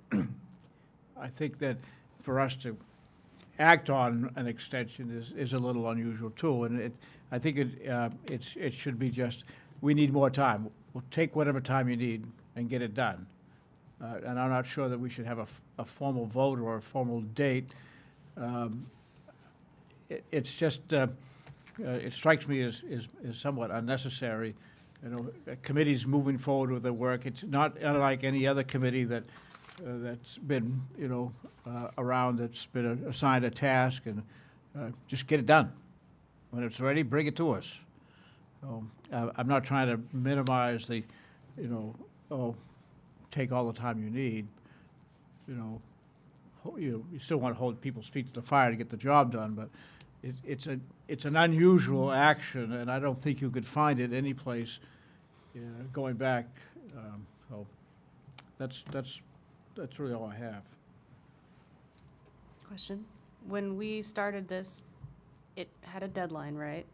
I mean, it's mentioned in here, deadline of April. So at one point, we did mandate some sort of deadline. It was, April was the date that, and when we authorized the town manager to go out with the stuff for the comprehensive plan, it was, that 18-month, or April 2026 was the deadline that we were working towards, yes. So yeah, if we've previously set one, I think we need to do this. Since we did it, we're just like amending the deadline that we set. That seems pretty formal, right? Councilor I think it was optimistic back when we set the deadline. It does happen. Cape had to do it with theirs, similar thing. They get into it, they needed an extra couple of months to get where they do. Just because the council had set that at the outset is kind of, So what you're telling me is you're the problem. I'm the problem. Yep, I'm like the Morgan Wallen song, I am the problem. But no, but I've seen that in Gray, we had to give back when I was on the council, we had Definitely to the give them extension then too. And just because you set a deadline. Now, are you gonna put them in the thumb screws if they don't meet that deadline? Yes. No. Yes. But it's just nice to have, you know, it's kind of like, okay, you got an extra 2 months and just kind of gives them some breathing room, but still says, hey, we are still gonna hold the deadline up to that point. They'll make it, Bridget has 100% convinced that you'll I've been do on it. 3 of these, and they've never met a deadline yet. So you're That's the why you problem. set one in advance, because you know they won't. Well, there's Being better early to the project early. management now. Bridget's doing a great job with project management. Jeffrey? I think we're kind of overthinking this. I mean, Agreed. you know, it's, first of all, I want to thank everyone that's working on the committee, because I know it's a lot of work, and, you know, you're putting a lot of time and thought into all this, so thank you to all those people. At the same token, I don't want them to feel like the time they're giving away for free is like a job. And, you know, so, you know, yes, we started out with a deadline, and I think it's good that we continue with a deadline, but I want the people that are working on this to know that you got to extend it again. I'm fine with it. Let's just move it forward, give them the 2-month extension and see where we are. So, While I don't speak for the people that are on the committee, I think that they would appreciate also having a firm deadline. I think everyone is, you know, we've had a great, it's been a great project, it's been a great process, but, you know, it is a lot of time, and I think that everyone is looking forward to getting the final document in front of everyone, getting feedback, and, you know, moving on and getting it codified. So I think that the flexibility will be appreciated, but they are very much motivated to tie this up with a big bow. Awesome. Nothing else, I'll give you a motion. You ready? yep. I move to extend the comprehensive plan deadline from April 2026 to June 2026. Second. A motion and a second. Any discussion on the motion? All those in favor? Unanimous, Brenda. Thank you. Okay. Excellent. Next up is new business. Start to the right, Counselor Mahalik. I'll make it quick. $20 for the food pantry. And the only other thing I thought of during our budget discussion, especially when Counselor Vale was talking about the town's debt, I think that really aligns with, and I know I'm gonna sound like a broken record, but long-term planning. You know, we're gonna have new counselors coming in, and, you know, it'd be great to kind of hand that new counselor a plan, even though plans change, that, you know, hey, this is what the town's looking at for upcoming expenses that are major. So let's get through the budget, and I won't mention this every other meeting, but once we get to the budget, I am gonna be a broken record. So it's just my thoughts. We can talk more about it in the future. So, Sir? thanks. Counselor Thorson? Only thing is mentioning that it was fun to hang out at the library, mostly by ourselves. School board members, North Yarmouth Select Board people, and us for the potential candidates coming to talk to us. We ended up getting one person, like almost at the very end, who discussed it, so that was great. I don't know what happened the next morning, because I wasn't there, but it was nice, and the library's great. It's a nice hangout place. That's all I got. Peter Bingham Senior certainly has a lot of stories. What a guy. Yeah. What a guy. Counselor Vale? Big night, big afternoon tomorrow afternoon. Towns of Freeport, Yarmouth, Cumberland, Falmouth, and North Yarmouth are getting together in Yarmouth to have a further discussion about consolidation of services. The invited guests are any town managers that can attend.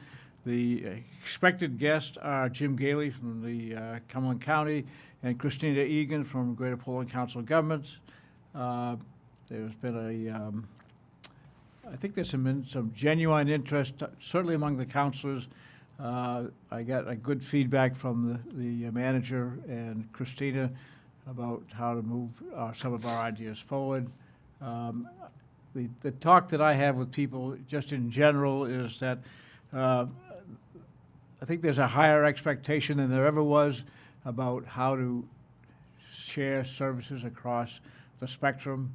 And certainly the questions that, people raise is that, well, if you're looking at the small pieces of the puzzle, how do we include the schools into these conversations? And that's one of the things that we'll bring up tomorrow is how do we engage the other piece of that puzzle? And it's certainly heavy lifting, but it's not impossible when you talk about teachers' contracts. Why do you have a teacher's contract for a single community, or bus drivers, or bus maintenance, purchases, computer programs?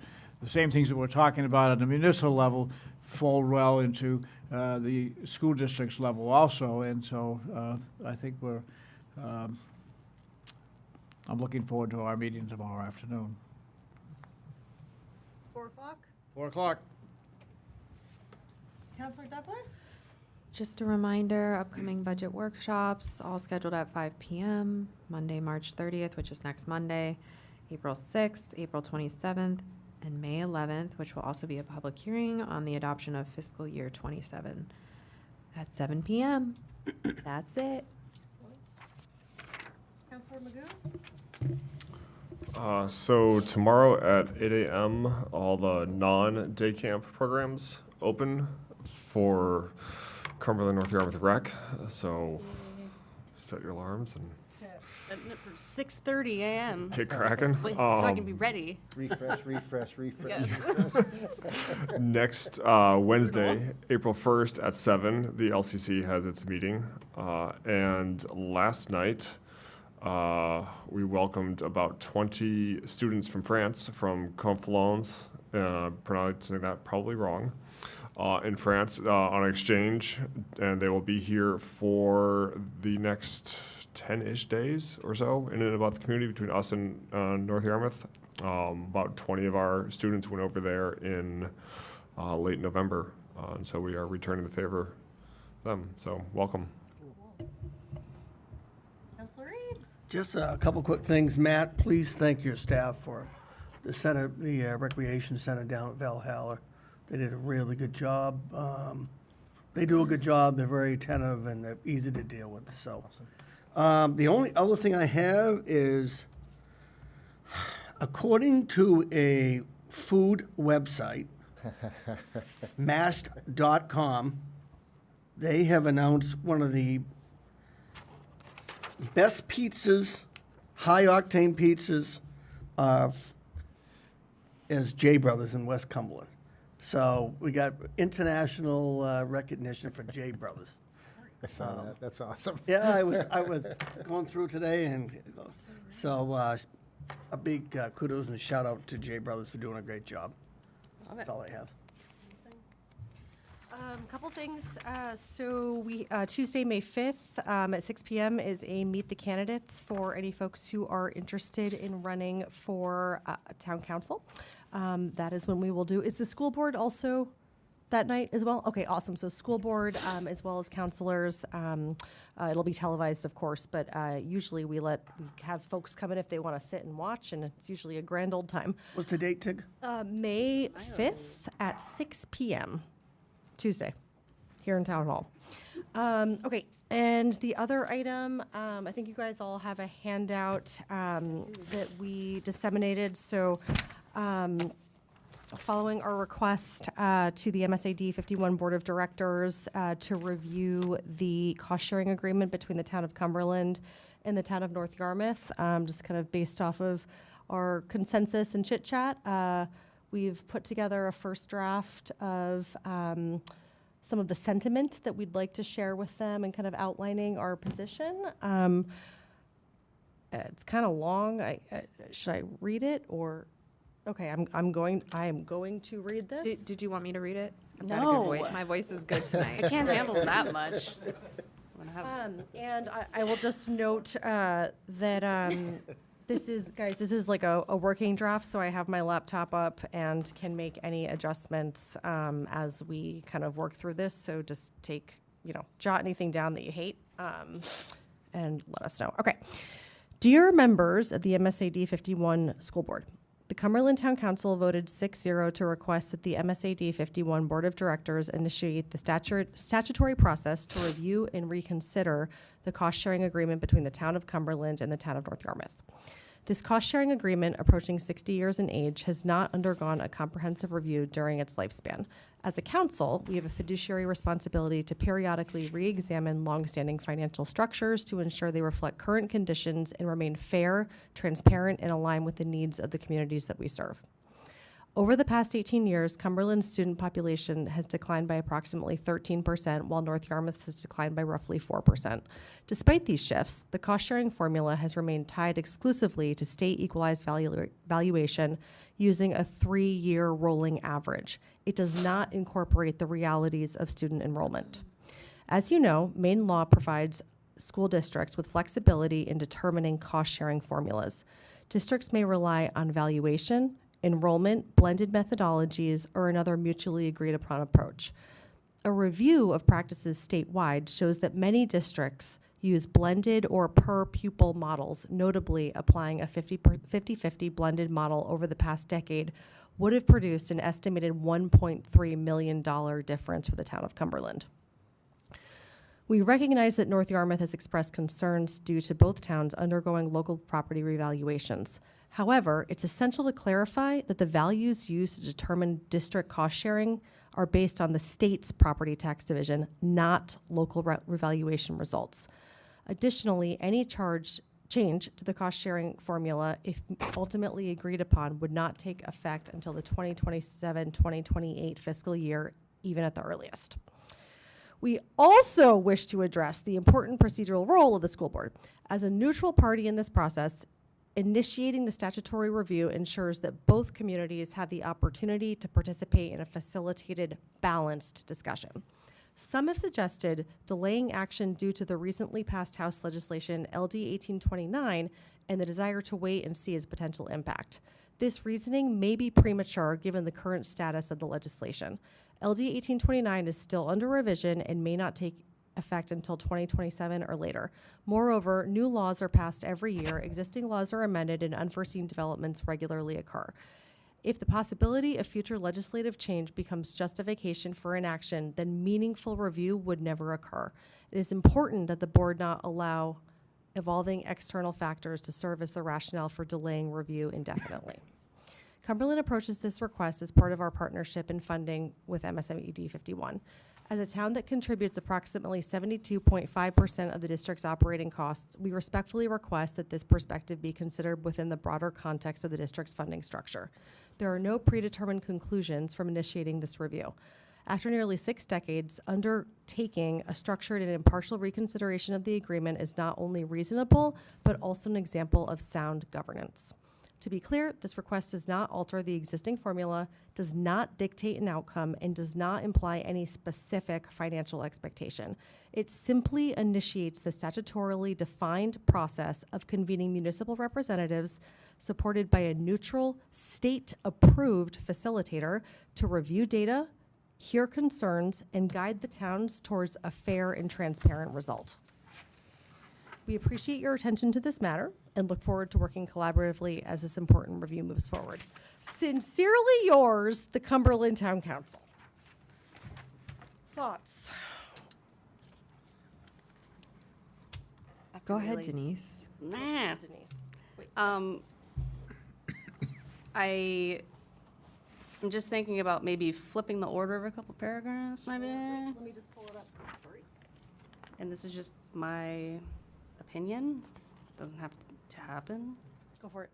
1, 2, 3, 4. So fourth paragraph's talking about models and whatnot. I propose we then go to, we also wish to address the important procedural role, then go down to Cumberland approaches this request to be clear, blah, blah, blah, and then have we recognize North Yarmouth's ideas, and some have suggested delaying after that. Because I'm thinking like the other part about why we're doing this and that it's not altering the formula and the procedural role of the school is more important than addressing what other people have talked about. like save that to the I end. see what you're saying. Yeah, I guess Bottom it- line up front kind of yeah, like the situation. narrative Yeah. flows a little bit more. Yeah. Other thoughts? I just really appreciate you pulling this together. Yeah. I think it's really important that it's just optically and like together as a group, like this is just to have a conversation. I don't think it's anything negative. I think it's really important that we remind the community of that.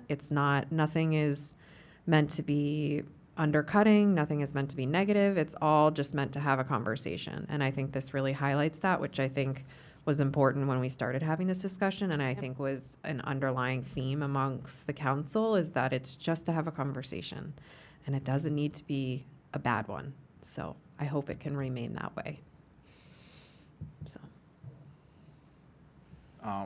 I just want to thank you for putting this together. I mean, this is very well written, and Denise, you only further polished it, to be honest with you, your suggestions and moving some stuff around. So, hats off to both of you, and thank you. You're forgetting a very, very, very, Matt, very, sorry, very Matt. important person right over there. I mean, I mean, it didn't say town manager Sturgis. I'm sorry, I thought, never mind.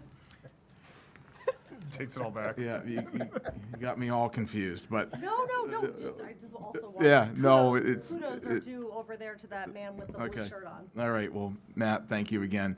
But I guess the important thing about all this, and, I supported this from the beginning, and I continue to support this, is that all we're doing is having a conversation and running some numbers.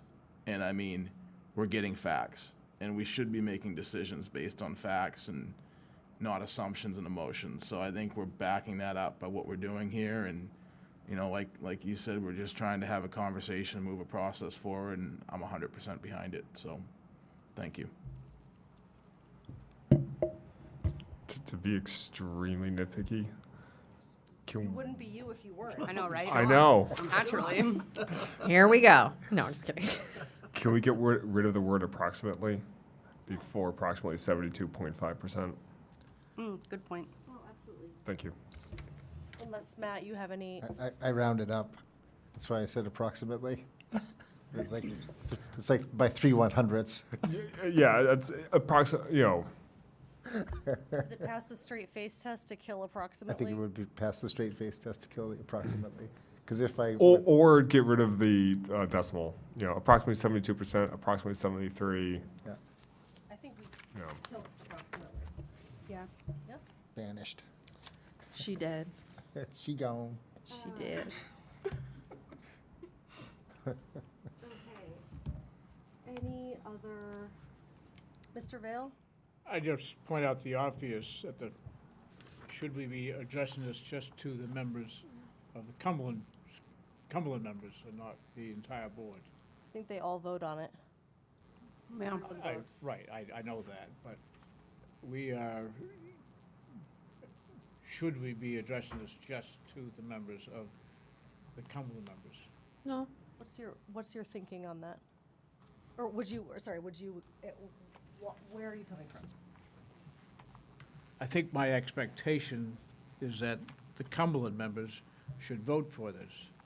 My expectation is that the North Yarmouth members will not vote for this. And I would be surprised if any North Yarmouth member voted for this, because they're going to have pressure from their own select board to not move this forward, because it would potentially raise their taxes, not a significant amount, but a small amount. So, if I felt duty bound to my community, there would be no incentive for me to vote and, oh, you're up for re-election and you voted for this, you're done. I think, I'm just pointing out the realities of this exercise. It's, we really are asking our members, our representatives, to bring this to the table. I would say, for me personally, I think that what we've put together is a very reasonable, I would expect is. anyone to look at this with open eyes regardless if they come from Cumberland and North Yarmouth. That's my expectation in putting this in front of them, is that they look at this with an open mind. The same way if they put something in front of me, that I would look at it with an open mind. And so I think that if we were to only address it to the Cumberland School Board, I don't know, I think that might, if I was a North Yarmouth School Board member, I would kind of feel the pinch of that. Like, I would, I would agree. I feel like it preemptively creates a divide. Exactly. Which is what we don't want to do. This is just to have a conversation, and to your point, I think the expectation, like, I try to be as level-headed as I can and see both sides of, like, where people are coming from, whether I agree from whatever perspective. Like, we're going into this we could pay more, they could pay more, no one could change anything. I think we just are going into it because it's a conversation we need to have, and we have a responsibility to our community. So I think that the more we can less segment this out, I think the better. So I think if we were having a charter review, I would be right there with you, you know, and where we don't have the opportunity or the ability, the state law doesn't give us a chance to have a charter review. In fact, this is really the only avenue, only small part that we are allowed to review, and it's a cost-sharing formula. And what do we want? We want a discussion of that cost-sharing. We want to change it to a per-pupil model. Not necessarily. I mean, that's been the whole exercise. It's not just a conversation, we want to change it. We feel that there's a financial advantage and a fiduciary responsibility on the town's taxpayers of Cumberland. So I think it's important to, you know, at some level, articulate that this is what we want to do. Yes, we want to have a discussion, but what we are doing is exercising our fiduciary responsibility to the citizens of the town of Cumberland to review the cost-sharing formula based on valuation and versus population. I don't know that I agree with that. I think, like, if I were to say my own opinion of how I feel about it, probably would be a per pupil model because that's most equitable. But I'm also going into it knowing that this is just a conversation to start. And I think your stance is a little dividing, which is alarming me right now because this is exactly not the stance I think anyone else wanted to have. I think it's just a conversation, and I think we just need to have the conversation before we go down any avenue of creating a divide. And my expectation is that North Yarmouth, Cumberland, whomever sits on the school board would read this and say, oh, okay, that makes sense. We haven't looked at this in 60 years. The same way, like, you need new windows. Oh, we got to look at these. We need new windows. It's having a conversation about something that financially impacts people that hasn't been addressed in 60 years. Think about how much has changed in 60 years. We have computers. There were not computers 60 years ago. Like, this is not an unreasonable thing to discuss. And I think as soon as we go down that path of saying this is what we want, is when we're going to create community divide. And I think we need to tread lightly, and I hope that others feel that way, but that's how I feel. So, yeah. I don't disagree with you. I never wanted to even take this task on, but now that we've been taking it on, we have to have a reason for why we're taking it on. We're taking it on because it hasn't been addressed in 60 it's our years. fiduciary responsibility. That's why we're doing it. So there's an outcome based on that. Well, the outcome could be to not change anything, though. That's the point. Yeah. Like, and I agree with what you're saying as far as, like, I don't think there's any town, anything attached to this, really. Again, the school board is a neutral party in a procedural role. I would hope they wouldn't be voting along town lines or something. This is simply, it's reasonable, it's within the statute. If town asks the school board to pursue it, they stick it on the agenda, they vote, we proceed. If not, we just have to come up with signatures, and we'll make it happen that way. Like, there are routes here. This is the most reasonable one. And again, like, if you were to address this just to the Cumberland members, you're already making an assumption that no one on the North Yarmouth side would want to see this go forward to do the exercise. And I don't want to make that assumption about anyone on the board. You could have people in Cumberland who don't want this to go forward for reasons. So, like, again, keeping it high level, very factual. This is why we're doing this, and this is your role in it. This is why, this is our intention. This isn't to cause a divide. Like, that is for everyone. So, and again, there's context here. Like, you have one town that's put out ideas in a way, and we are, again, restating ours very factually, objectively. Like, literally, this is what we're doing, why we're doing it, and there's nothing else attached to it. So I think this is written really well, and it should be addressed to everyone on the school board. I mean, I'd like to just send it to everyone, and people are gonna vote the way they're gonna vote. Yeah. Right. And, you know, let's just see how the cookie crumbles, so to say, and then we can regroup from there. I mean, hopefully hopefully the school board takes action on it and does a vote, and we move forward at re-examining it, and that would be the best possible outcome, so.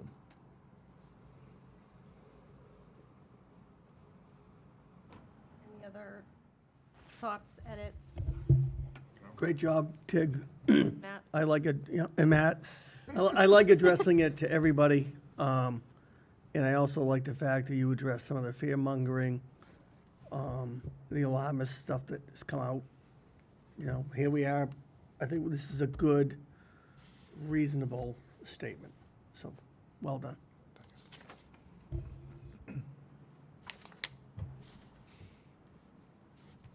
Okay, I guess we have consensus because we're not really voting on this, and we'll make those adjustments on the order. Thank you to Denise. We killed approximately. I want to thank everyone, starting with Matt, for just kind of being the most level-headed and really great at pulling all of these different strings together and guiding us through it. We wouldn't have been able to do any of this without you, Bailey and Denise, and for kind of going to the JSC meeting and just getting this conversation started. Thank you guys so much. Like Bob said, you know, it's a difficult thing. It could be deeply polarizing. I think and I think that we're going about it in a way that we should be really proud of. If there isn't anything else, it could take a motion to adjourn. I'll give you a motion. Second. All those in favor? All right, unanimous, Brenda. Denise, can you? Yeah. All right, I'm moving